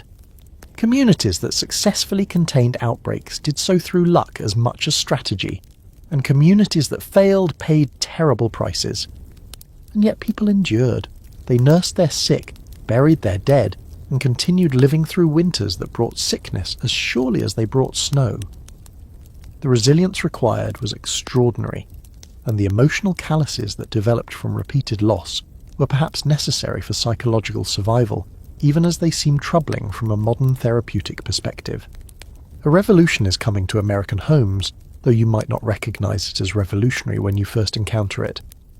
The cast iron stove, that blocky, heavy, seemingly inelegant piece of equipment, will transform the way people survive winter more dramatically than any innovation since the controlled use of fire itself. When you first see one sitting in a corner of a wealthier neighbour's home or on display in a general store, you might wonder what all the fuss is about, but those who have lived with one will tell you, this changes everything. The open fireplace that has dominated your existence is, as we have discussed, appallingly inefficient. The vast majority of the heat it produces goes straight up the chimney, warming the outside air rather than your home. The cast iron stove addresses this fundamental problem by containing the fire within an enclosed metal box that radiates heat in all directions. Instead of sending 90% of your thermal energy up the flue, a well-designed stove captures a substantial portion of that heat and releases it into your living space.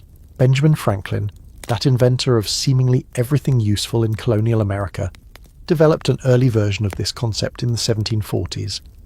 The Franklin stove, as it came to be called, sat in front of the fireplace opening and used an ingenious baffle system to circulate heat before it escaped up the chimney. Franklin's design had limitations and never achieved the market dominance he hoped for, but it established principles that later inventors refined into the stoves that would eventually transform American heating. Here is detail that speaks to the practical impact of this technology.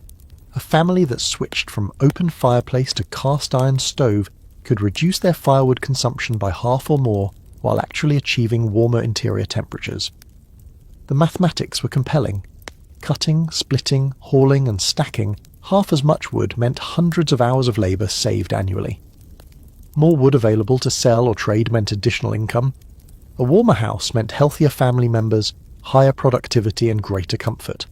The initial investment in a stove paid dividends that compounded year after year. The potbelly stove became an icon of 19th century American life, its rounded shape instantly recognisable, its constant presence in general stores, schoolrooms, railroad stations, and increasingly in private homes. The name came from its bulging middle section, which provided maximum surface area for heat radiation. You fed it through a door in front, controlled airflow through adjustable dampers, and let the cast iron do its work of absorbing heat from the fire and releasing it into the surrounding air. Cook stoves represented another evolution, combining heating function with cooking capability in a single integrated unit. Instead of managing pots hung over open flames, a cook stove provided flat iron surfaces at various temperatures where you could set pans directly. An oven compartment built into the stove body allowed baking without the complexity of Dutch ovens or separate bake ovens. The cook stove became the centerpiece of the kitchen, a multifunction device that simplified and improved food preparation while also contributing to home heating. Historians still argue about the pace at which stoves replaced open fireplaces across different regions and economic classes. The evidence suggests that adoption was uneven, with wealthier families and urban households embracing the technology earlier, while poorer families and rural homesteads continued using fireplaces for decades after stoves became available. Cost was a barrier. A good cast iron stove represented a substantial investment, and infrastructure was another, as stoves required different chimney configurations than traditional fireplaces. The transition from fireplace to stove also required learning new skills. Managing a contained fire behaved differently than managing an open one. The damper controls that regulated airflow were crucial to efficient operation but needed to be understood and adjusted properly. Overheating a stove could damage the metal. Underheating it wasted fuel and failed to warm the room. The experienced stove operator developed an intuitive relationship with the device, knowing from sounds and sensations when adjustments were needed.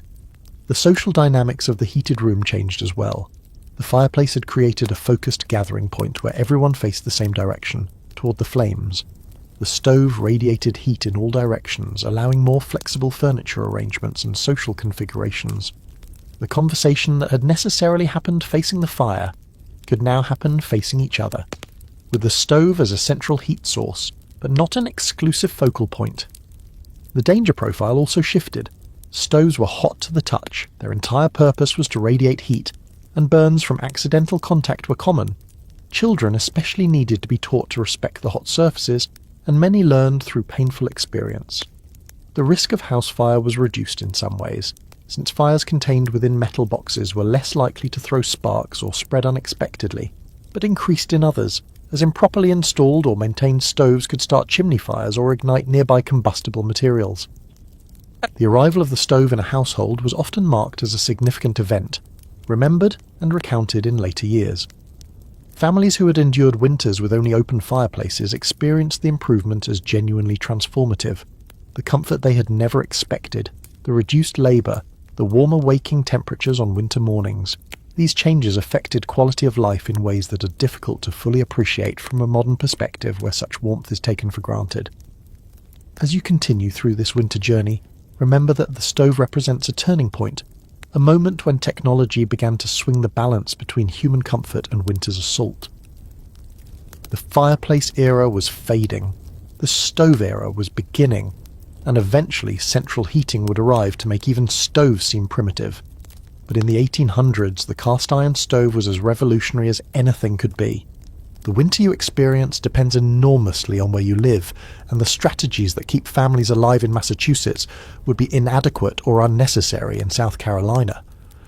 America stretches across a vast range of climates, and the regional differences in winter survival are as dramatic as the differences between summer landscapes.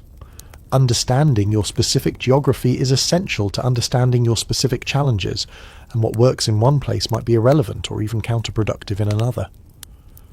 The Northeast, New England and the mid-Atlantic states faces winters of legendary severity. Temperatures drop below zero regularly, snow accumulates in drifts that can reach the rooftops of low buildings, and the cold persists for months at a stretch without meaningful relief. This is the landscape where American cold survival traditions were most intensively developed, where the technologies and practices we have been discussing were refined through generations of bitter experience. If you are imagining the quintessential 19th century winter struggle, you are probably imagining this region. Here, the preparations begin early, and the requirements are absolute. 30 cords of firewood is not an excessive estimate. Insulation, such as it is, matters critically. The livestock must be sheltered from conditions that would kill them quickly if left exposed. Food preservation must account for months of frozen ground and unavailable fresh provisions. The families that thrive in New England winters are those who have internalized these requirements so deeply that the preparations feel like natural seasonal rhythms rather than emergency measures. Move south, and the picture changes considerably. The winters of Virginia, the Carolinas and Georgia are milder. Temperatures rarely drop as low, snow is less common and less persistent, and the total heating season is shorter. But mild does not mean easy. Families in these regions often had lighter construction, fewer heating preparations, and less accumulated cold survival wisdom than their northern counterparts. When cold snaps did arrive, and they did, sometimes bringing temperatures that rivaled northern states, these families were often caught less prepared. Here is a quirky detail that illustrates regional differences. The phrase, "cold enough to freeze the balls off a brass monkey," is sometimes attributed to southern origins, supposedly reflecting the relative rarity and memorability of truly severe cold in warmer regions. Historians dispute this etymology, but the sentiment captures something real. Cold in the south was notable precisely because it was less expected. The Midwest presented its own challenges, combining northern-level temperatures with geographic features that amplified winter's effects. The Great Plains lacked the forest that provided both fuel and windbreaks in eastern regions, leaving settlers exposed to winds that swept unimpeded across thousands of miles. The blue northern storms that could drop temperatures 30 or 40 degrees in a matter of hours caught people outdoors and killed them before they could reach shelter. The soddy homes that substituted for log cabins in treeless regions had their own advantages and disadvantages, but either way, surviving a plains winter required adaptation specific to that environment. Historians still argue about how quickly settlers from other regions adapted their practices to new environments, and how much unnecessary suffering resulted from applying inappropriate strategies to unfamiliar conditions. Eastern families moving west brought assumptions shaped by forested landscapes. Southern families moving north brought expectations of milder weather. The learning curve could be deadly, and the graves of those who failed to adapt quickly enough dot the American landscape. The mountain regions, the Appalachians, the Rockies and their various ranges, created microclimates that could vary dramatically over short distances. Valley bottoms collected cold air and could be significantly colder than hillsides just a few hundred feet higher. Elevation increased cold severity in general, with each 1,000 feet of altitude corresponding roughly to a degree or more of temperature drop. Mining communities, settled in locations chosen for mineral wealth rather than livability, often faced brutal conditions that would never have attracted agricultural settlement. Water's behaviour differed by region as well. In northern areas, rivers and lakes froze solid enough to support heavy traffic, creating winter transportation routes that replaced impassable roads. The ice harvest, which we will discuss later, was a northern industry made possible by reliably thick ice formation. In southern areas, water rarely froze beyond thin surface crusts, and the ice harvest never developed as a significant industry. The rhythm of seasons varied by latitude. In the far north, winter darkness extended the night to 16 hours or more, while summer brought correspondingly long days. In the south, the seasonal variation was less extreme, with more balanced daylight hours year-round. This affected everything from the timing of daily activities to the psychological experience of the season, with northern winters bringing a darkness that southerners never fully experienced. Cultural adaptations reflected these regional differences. New England developed traditions around winter gatherings that helped people endure long confinement. Church meetings, quilting bees, town hall gatherings that brought isolated families together despite difficult travel. Southern winters, being shorter and less severe, did not generate the same intensity of indoor social traditions. Midwestern farm families, spread across larger distances with fewer established communities, faced isolation that neither eastern nor southern families typically experienced.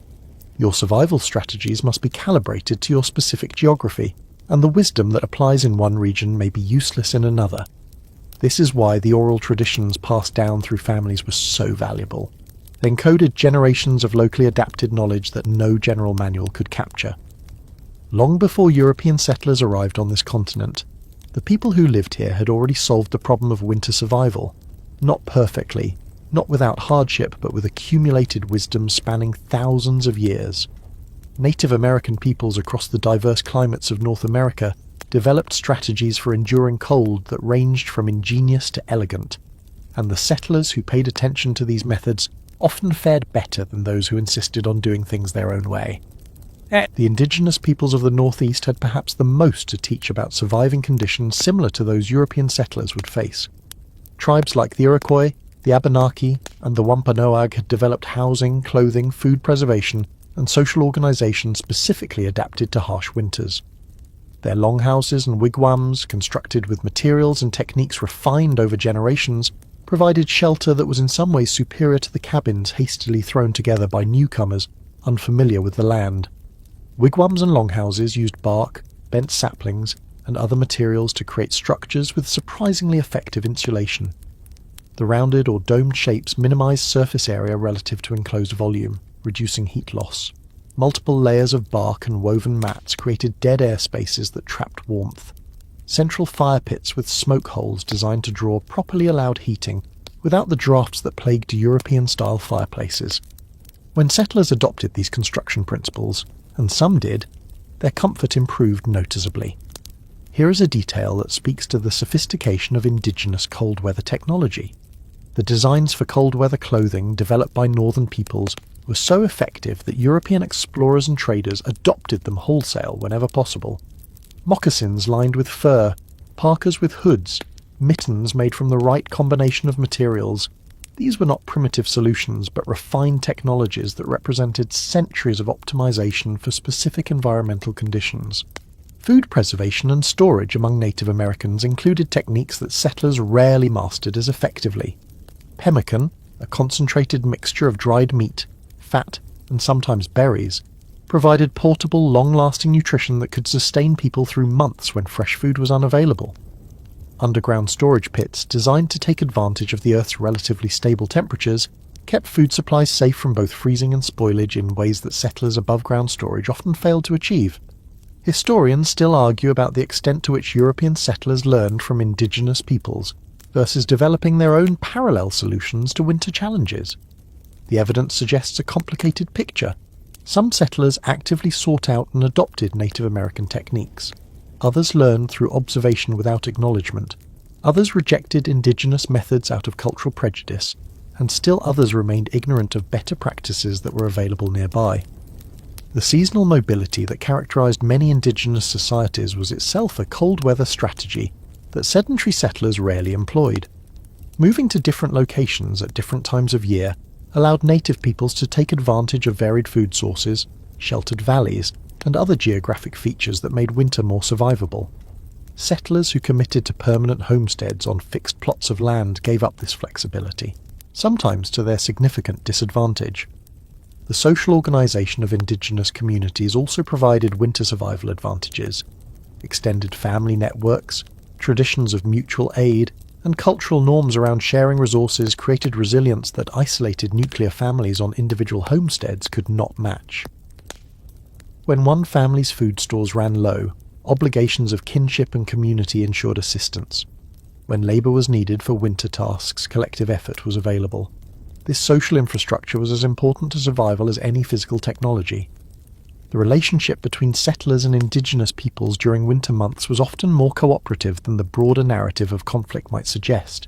Trading relationships brought furs, food, and expertise from native communities to settler communities, and brought European goods in return. In some areas, these trading connections were essential to settler survival, particularly in early years before farms were fully established. The boundaries between communities were more permeable than simple categories of settler and indigenous might imply.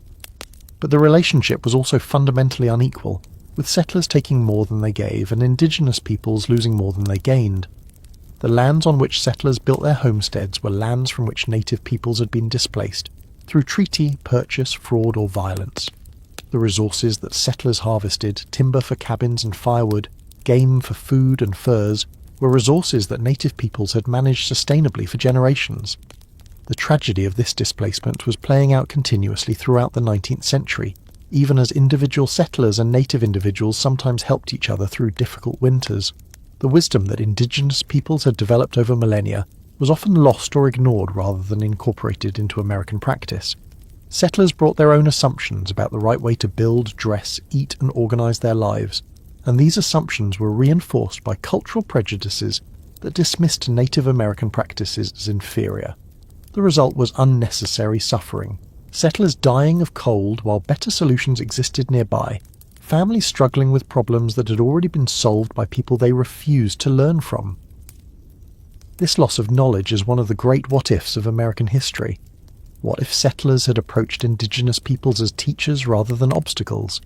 What if the sophisticated cold weather technologies developed over thousands of years had been systematically adopted rather than sporadically borrowed? The winters would have been no less cold, but the suffering would have been considerably less. The city winter is its own particular nightmare, different in character from rural hardship, but no less deadly. As American urban populations grow throughout the 19th century, concentrated masses of people face cold weather challenges that farm families never encounter, while also lacking some of the survival resources that rural life provides. The urban poor, especially, inhabit a world where cold can kill just as surely as it does on the frontier, but where the tools of survival are harder to obtain and the margin for error is even thinner. The tenement buildings that house immigrant families and the working poor in cities like New York, Boston, and Philadelphia were designed for maximum profit rather than maximum livability. Landlords crammed as many rental units as possible into each building, creating warrens of small rooms with minimal light, inadequate ventilation, and almost no heating infrastructure. A single stove might serve an entire floor of apartments, with families taking turns using it or sharing the heat that radiated through thin walls. Many units had no dedicated heating at all, leaving residents to fend for themselves with portable stoves, charcoal braziers, or simply body heat and blankets. Here is a detail that illustrates the desperation. Families in unheated tenement rooms sometimes burned furniture, floorboards, and structural elements of their own buildings to generate warmth. When you have no fuel and no money to buy fuel, you burn whatever will burn, even if it means destroying the very shelter that protects you from the elements. Landlords complained about the damage. Residents replied, not unreasonably, that death from cold seemed worse than eviction for property destruction. Coal was the heating fuel of urban areas, preferred over wood because it provided more heat per unit volume and was easier to transport and store in crowded neighbourhoods. But coal cost money, and when that money was not available, coal was not available. The price of coal rose as winter deepened and demand increased, creating a cruel economics where the coldest weather brought the highest prices, and those least able to afford fuel needed it most desperately. The urban coal supply chain was itself vulnerable to disruption. Coal came from mines in Pennsylvania and other regions, transported by canal and railroad to urban markets. Bad weather could interrupt transportation, mine accidents could reduce production, and labour disputes could halt distribution. Urban residents experienced these supply fluctuations as sudden shortages and price spikes that could make heating fuel effectively unavailable just when it was most needed. Historians still argue about the death toll of urban winter cold, but the evidence of contemporaneous accounts suggests it was substantial. Bodies found in unheated rooms, people dying in the streets from exposure, children succumbing to respiratory infections in overcrowded and poorly ventilated living spaces, These were regular occurrences that newspapers reported and charitable organisations struggled to address. The anonymity of city life meant many such deaths went unrecorded, making any precise count impossible. The class divide in urban winter comfort was stark and visible.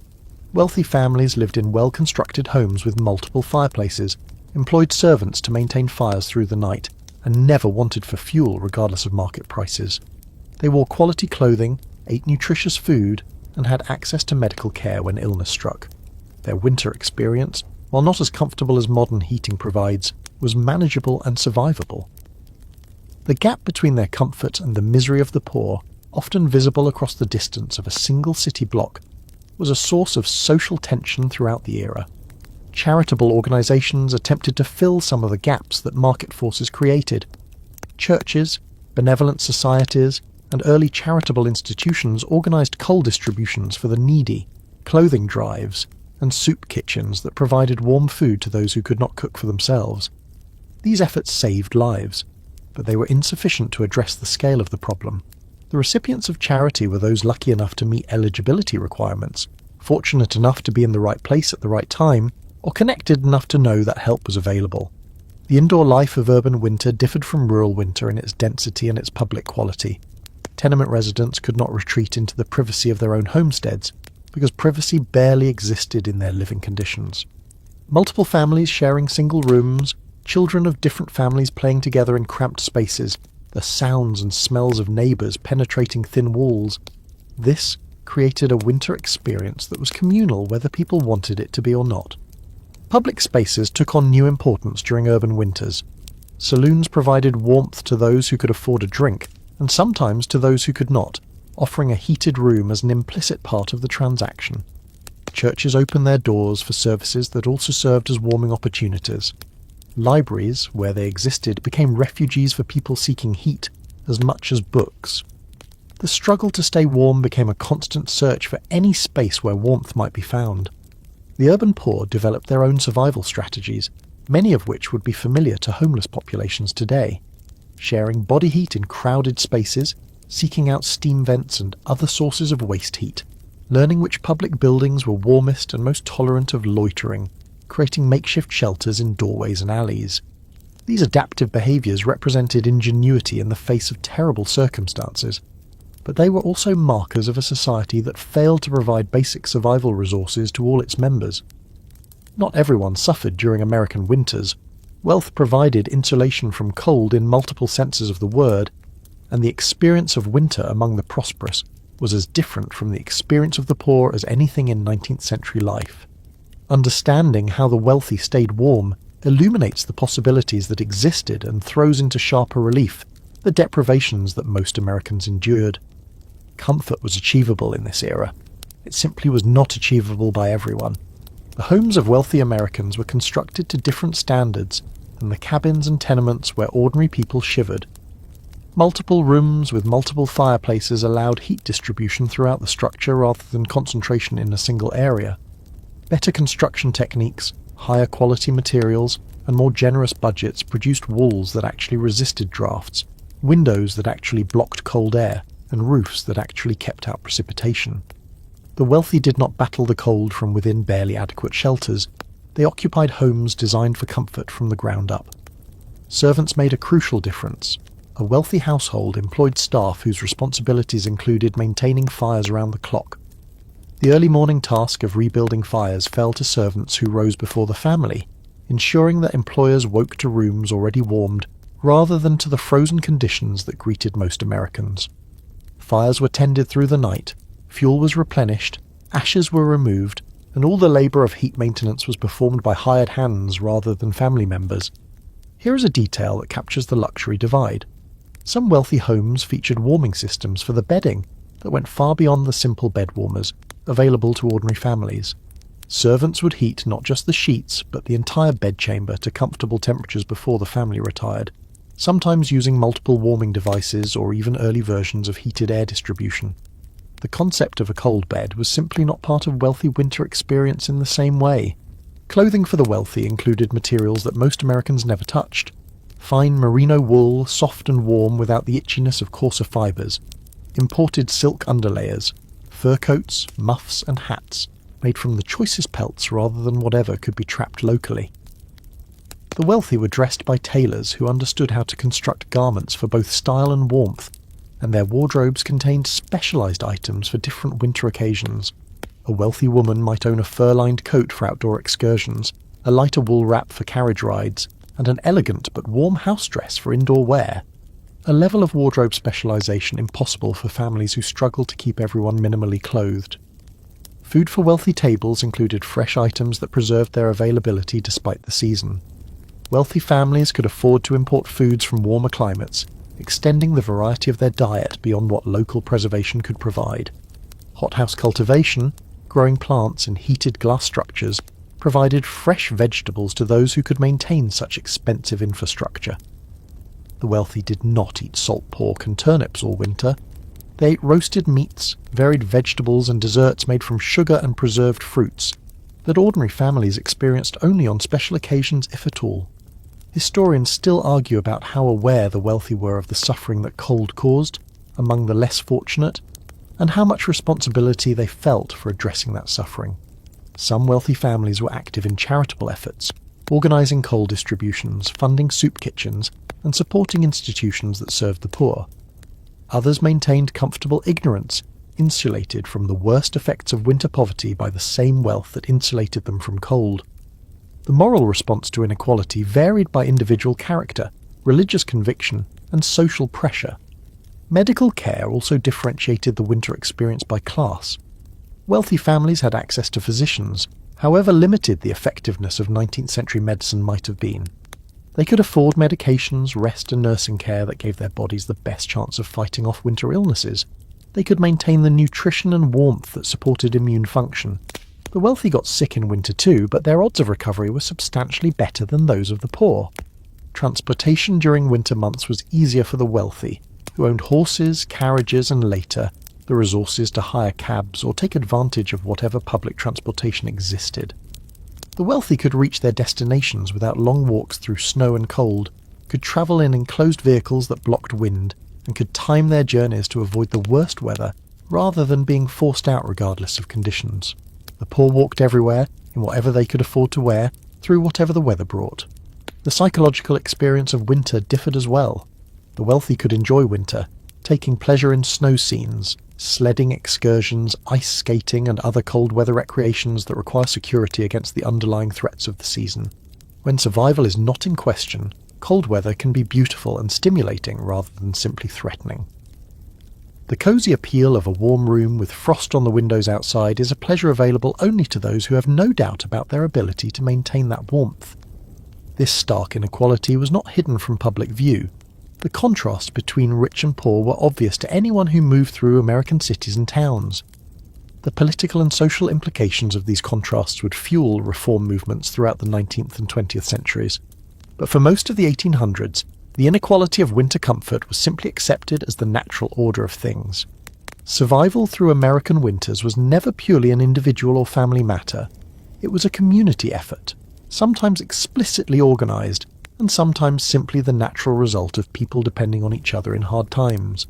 The networks of neighbours, churches, extended families, and local institutions that helped people through the coldest months represented a form of social infrastructure that was as essential to survival as any physical technology.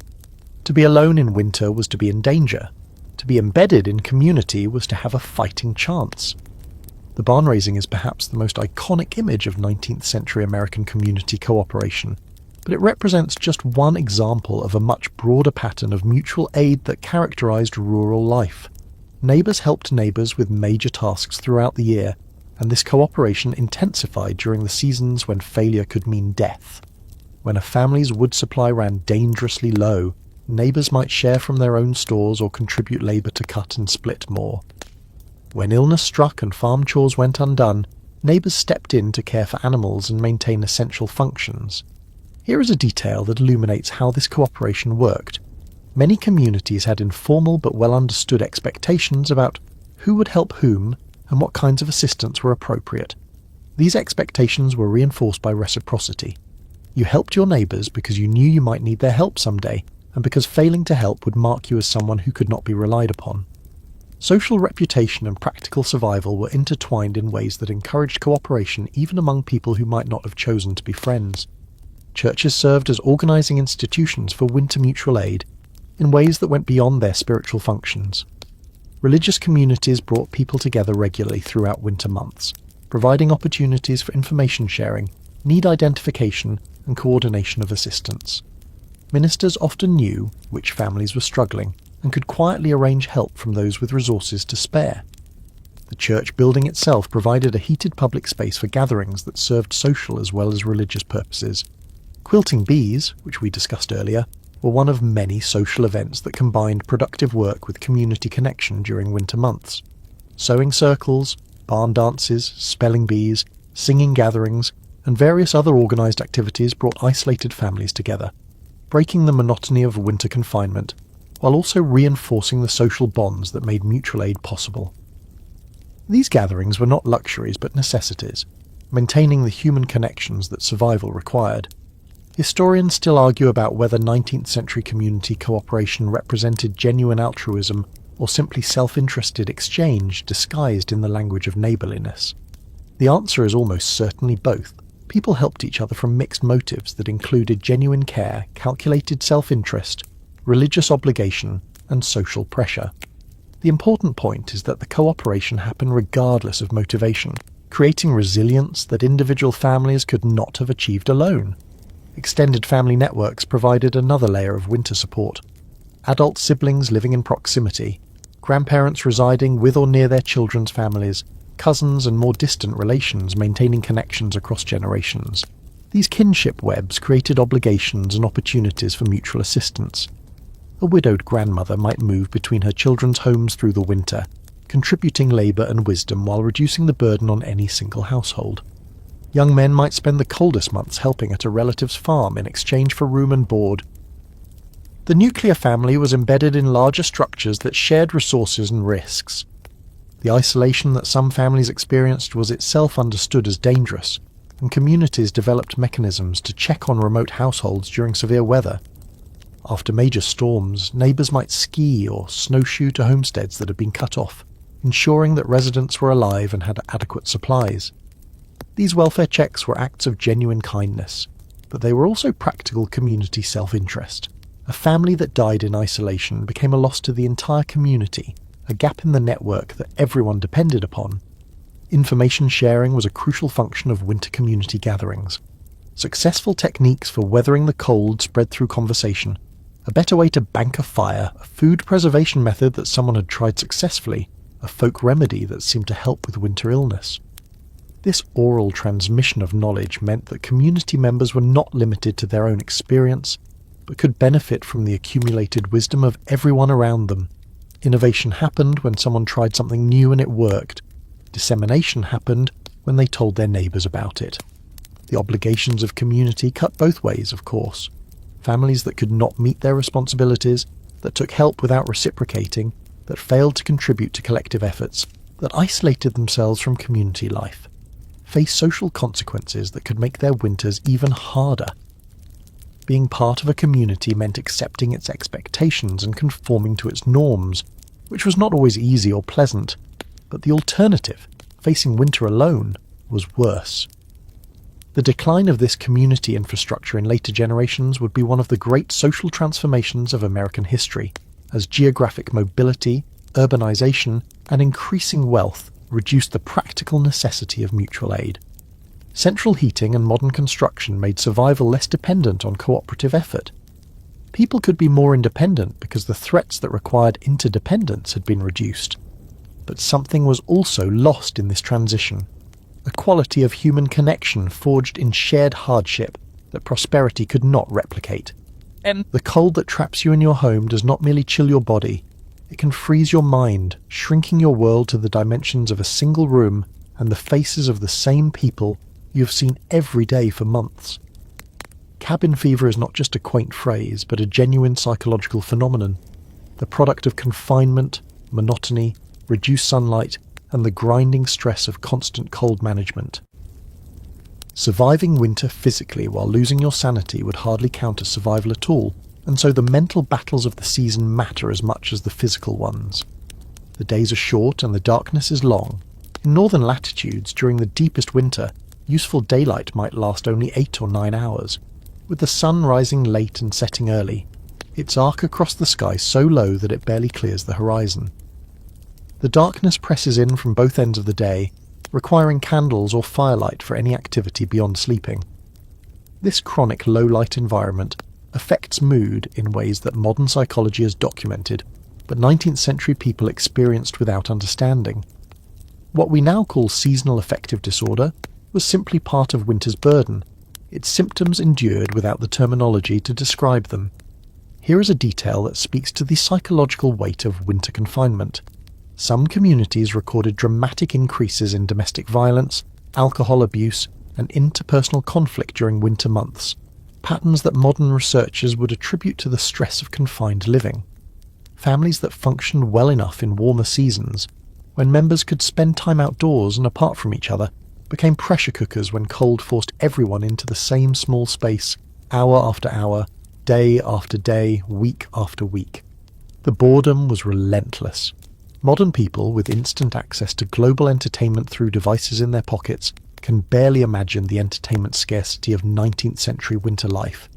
There was no television, no radio, no recorded music, no internet, no video games, no streaming services. If you were lucky, you had books.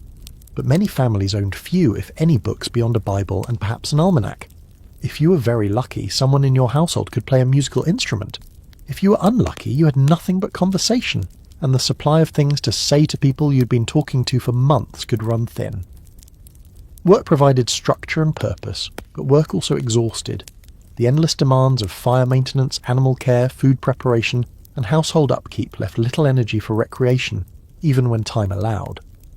The rhythm of labour that defined agricultural life continued through winter, modified by season but never truly relaxing. People did not suffer from boredom because they had nothing to do. They had plenty to do, but from the monotonous sameness of what they had to do, the repetitive cycle of tasks that followed each other in unchanging sequence.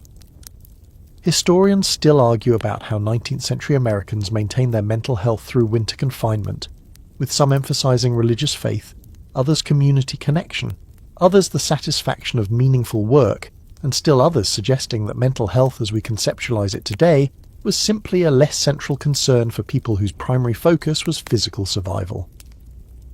Children needed particular attention to prevent winter from becoming a season of stunted development. Creative parents invented games, told stories, assigned projects, and found ways to maintain the stimulation that growing minds required. Education could continue through winter if resources allowed. Teaching children to read, write, and cipher kept their minds active while preparing them for productive adult life. Families that treated winter as a season of learning emerged in spring with children who had gained skills. Families that simply let children languish emerged with children who had lost ground. Small entertainments became disproportionately important. A new story told by a travelling visitor, a letter received from distant relatives, a special meal prepared to break the monotony of winter fare, a successful hunt that brought variety to the table. These minor events punctuated the sameness of winter days, providing something to look forward to and something to remember. The anticipation of Christmas, New Year's, or other winter celebrations gave structure to otherwise featureless months, creating horizons toward which one could direct one's attention. Personal projects offered another outlet for minds that might otherwise turn destructive. Women's needlework, knitting, quilting, embroidery, provided both useful products and mental occupation. Men's workshop projects, carving, repairing tools, building furniture, served similar purposes. Children assigned to spin wool or practice penmanship were being given work that would keep their hands busy and their minds focused, staving off the idleness that seemed to invite trouble. The phrase, "idle hands are the devil's workshop," was not just moral instruction, but practical wisdom about the psychological dangers of having nothing to do. The temptation to self-medicate through alcohol was constant, and alcohol was widely available even in remote areas. Drinking provided temporary warmth, temporary relief from boredom, and temporary escape from the close confines of winter life. But drinking also led to impaired judgment, family conflict, reduced capacity for the work that survival required, and sometimes tragedy. The temperance movement that would become a major force in American life had its roots in part in observations about what alcohol did to families trapped together through long winters. Coming through winter with your mind intact was an achievement worth noting, and the arrival of spring brought psychological renewal as much as seasonal relief. The end of winter does not arrive as a single dramatic moment, but as a gradual loosening, a slowly increasing warmth that advances and retreats in unpredictable waves. Spring teases before it delivers, and the psychological torture of near thaw followed by freezing relapse can be almost as difficult as deep winter's stable cold. But eventually, inevitably, the season turns, and the long struggle begins to yield to something that feels almost like hope. The first signs are subtle, days that feel slightly warmer, even though temperatures have not changed dramatically, sunlight that seems to have more strength, melting snow on south-facing surfaces, while shaded areas remain frozen. The sound of water dripping from icicles during the warmest part of the day, only to freeze again overnight. These early hints trigger anticipation that can become almost painful. The desire for winter to end intensifies precisely as the end approaches. Here is something that 19th century Americans understood viscerally. Late-season storms could be among the most dangerous of the year. The infamous March lion, bringing one last blast of winter, could catch people who had begun to relax their vigilance, who had allowed their wood supplies to dwindle, who had stopped treating cold as the mortal threat it remained. Many deaths occurred in spring storms that should not have been lethal, suffered by people who had successfully survived the worst of winter only to falter at the finish line. The thawing process created practical problems that extended the season's difficulties. Frozen ground that had been passable became muddy quagmire. Roads that were merely cold became impassable bogs. The freeze-thaw cycle that repeated daily through this transition period was hard on everything. Buildings, roads, equipment, animals, humans. March and early April could feel almost as confining as January, with the additional frustration of visible spring within reach but not yet graspable. Snowmelt meant water, and water in quantities that could overwhelm systems designed to handle it. Streams flooded their banks. Cellars flooded. Fields became temporary ponds. The infrastructure of water management, ditches, drains and channels, that modern development provides was largely absent in the 19th century, leaving people to cope with seasonal flooding as an inevitable part of spring's arrival. Items stored near ground level had to be elevated or moved. Animals had to be relocated to higher ground. Travel plans had to account for impassable waterways. Historians still argue about how 19th century Americans experienced the transition from winter to spring psychologically, whether relief was the dominant emotion or whether the demands of spring planting and recovery work created their own stress that blunted any celebration. The evidence suggests both. People were genuinely glad to emerge from winter's grip, and they were also immediately busy with accumulated work that had waited for warmer weather. The first outdoor activities of spring carried special significance. Children playing outside without heavy clothing for the first time in months. Adults taking walks that were not merely necessary trips between buildings, but actual leisure excursions enjoyed for their own sake. The sensory experience of the world waking up, birds returning, early flowers blooming, the smell of warming earth, provided pleasure that had been impossible during the frozen months. Recovery work began immediately and proceeded urgently. Buildings that had been damaged by winter weather needed repair.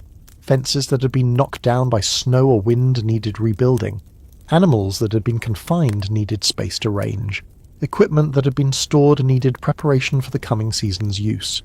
The pause that winter represented, time taken from productive agricultural work, had to be compensated for through intensive spring labour. For those who had lost family members during winter, spring brought the possibility of proper burial. Graves that could not be dug in frozen ground were finally dug in thawing soil, and services that had been delayed could finally be held. The grief that had accumulated through the confined months found its formal expression in funeral rituals that marked both personal loss and seasonal transition. The dead of winter were literally buried as spring arrived. The taking stock that occurred in early spring revealed the full cost of the season past. How much of the wood supply remained? How much preserved food? How had livestock fared? How many survived? How many did not? What repairs were needed? What replacements acquired? What work caught up? These inventories sometimes showed that families had come through in better shape than feared. Other times, They revealed deficits that would complicate the coming year. Spring planting waited for no one who was still exhausted from winter, and the agricultural calendar began its acceleration almost before snow had fully melted. The respite between seasons was brief, and those who could not pivot quickly from winter survival mode to spring production mode fell behind in ways that could cascade through the entire year. There was no vacation, no recovery period, no slow re-entry into normal life. Winter ended and spring began, and the demand simply changed rather than decreased. But the warmth was real. The lengthening days were real. The weight of winter lifted gradually but perceptibly, and though the work remained hard, it no longer included the constant battle against cold that had coloured every action for months. That alone was cause for gratitude.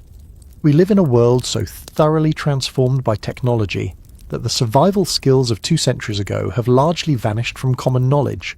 The furnace clicks on automatically when your thermostat detects a temperature drop. You have never needed to know how to bank a fire.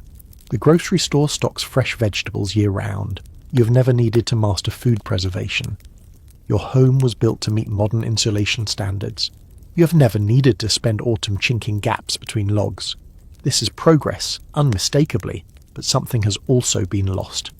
The knowledge that sustained generations of Americans through harsh winters exists now primarily in historical records, craft revival movements, and isolated communities that have intentionally preserved older ways.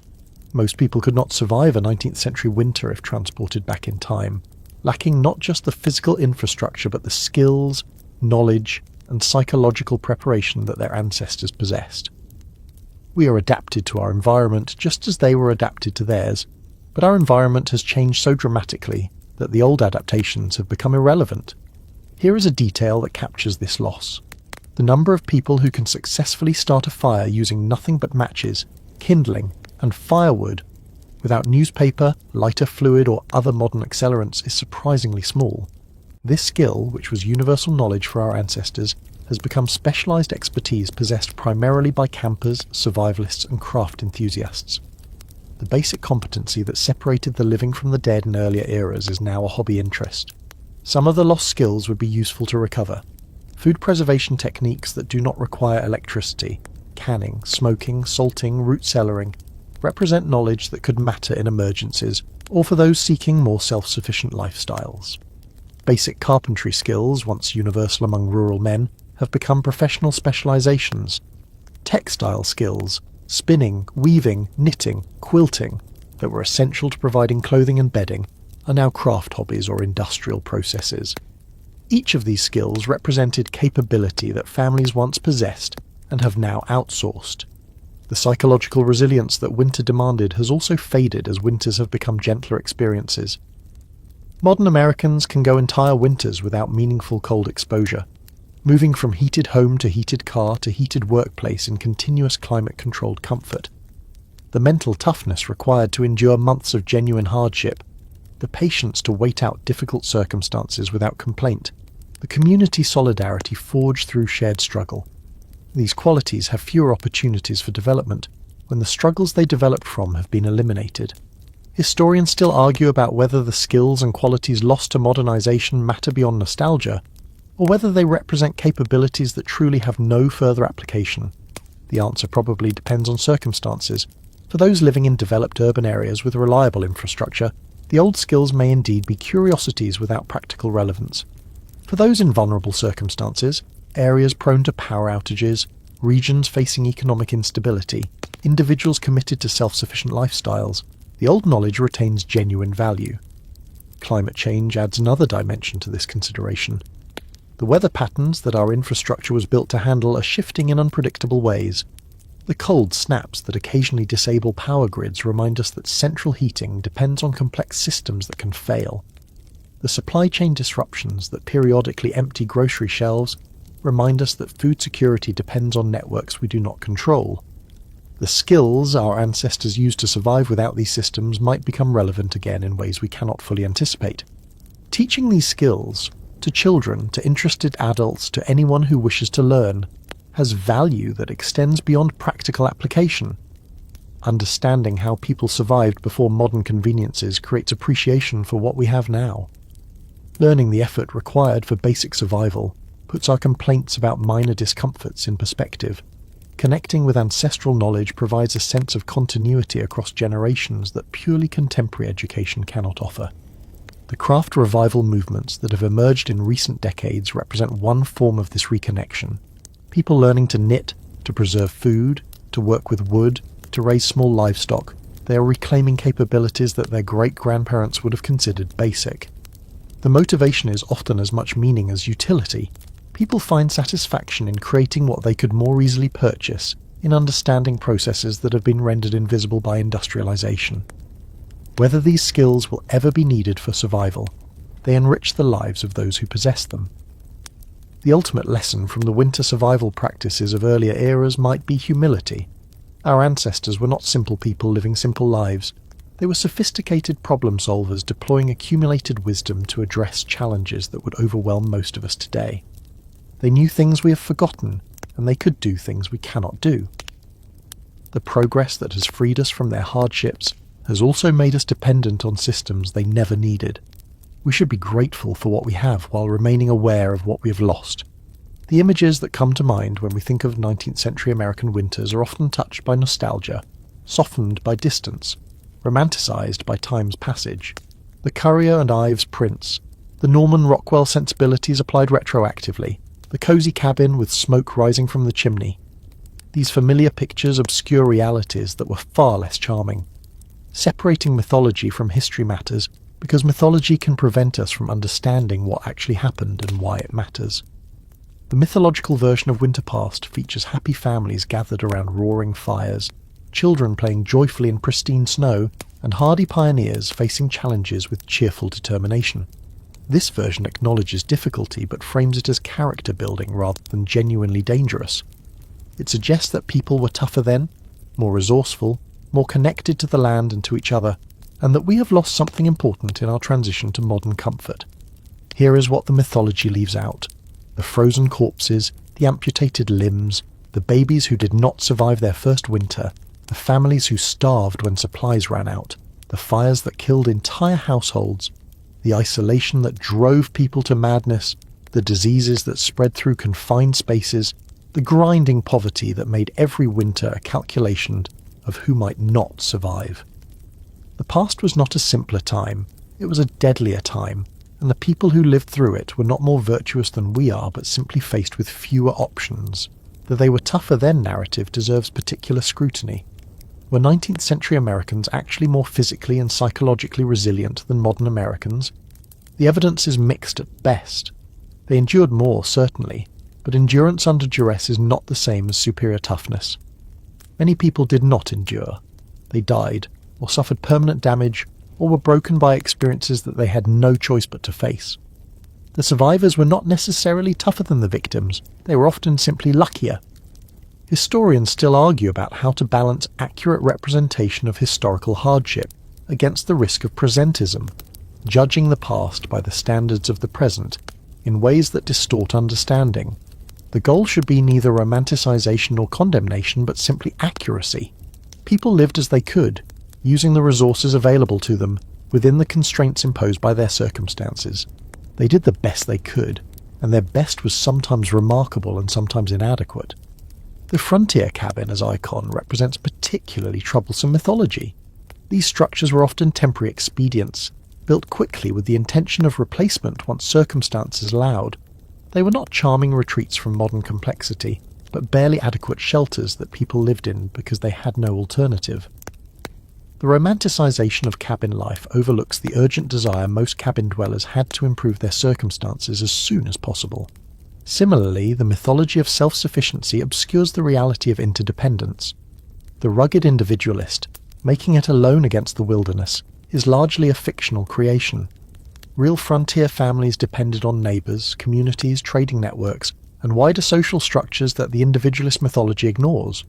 The people who actually tried to go it alone often died alone. Survival required connection.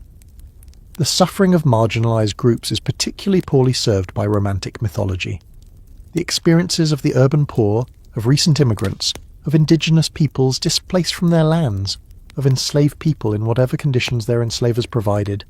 These experiences do not fit the cheerful cabin narrative, and are therefore often omitted from popular understanding.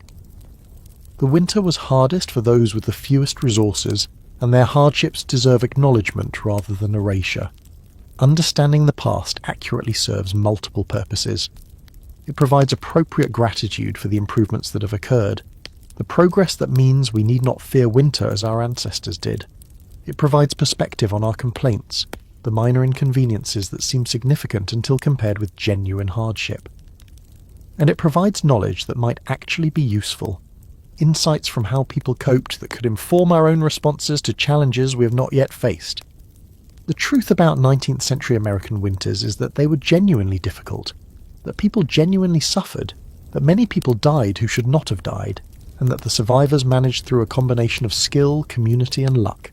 This truth is not as comfortable as mythology, but it has the virtue of being true, and now, as this long winter journey draws toward its close, you find yourself drifting somewhere between the frozen past and your warm present, between the howling winds outside 19th century cabins and the gentle hum of modern heating systems, between the survival struggles of those who came before and the comfortable security of everything you take for granted. The fire in your imagined hearth burns low, but it is a contented kind of low, the embers settling into their overnight rest, the warmth still radiating gently into a room that has been warm for hours. You have travelled through months of cold in the space of this conversation, experiencing in imagination what your ancestors experienced in bone and blood. You have felt the frost on the inside of cabin walls, the weight of wool blankets piled high, the heat of the fire against your face while your back stayed cold. You have struggled with firewood that never seemed to be enough, with water frozen in its bucket, with animals that depended on your care through conditions that made care difficult. You have lost sleep to fire maintenance and shivered through trips to frozen outhouses. You have eaten the same preserved foods until you thought you might never want to see salt pork again. You have watched family members sicken and worried whether they would recover. You have felt the walls close in during dark afternoons that seem to last forever. But you have also found warmth where warmth could be found, in the fire's glow, in quilts heavy with love and labour, in the bodies of family members pressed close through long nights, in the visits of neighbours who trudged through snow to check on your well-being, in the small celebrations that broke the monotony, in the work that gave your days structure and your hands purpose.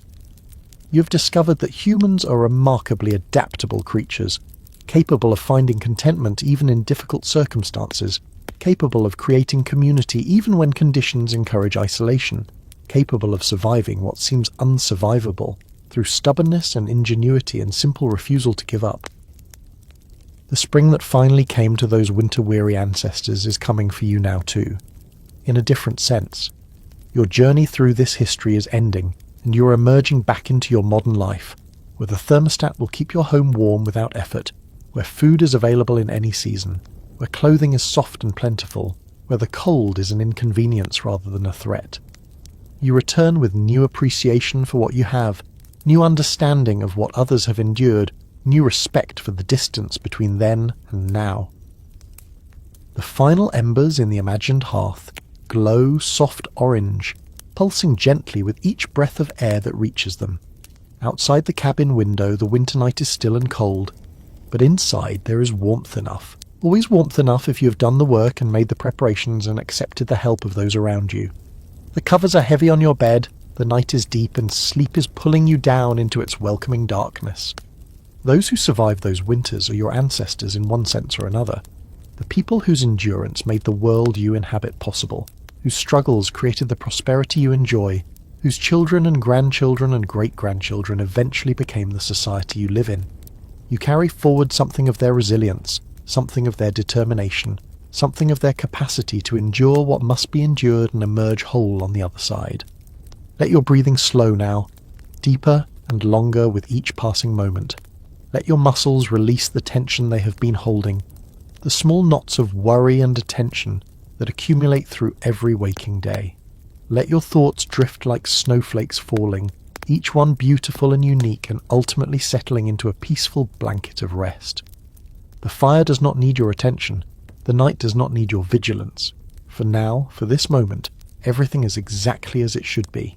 The warmth surrounds you. The darkness welcomes you. The journey is complete. Sweet dreams.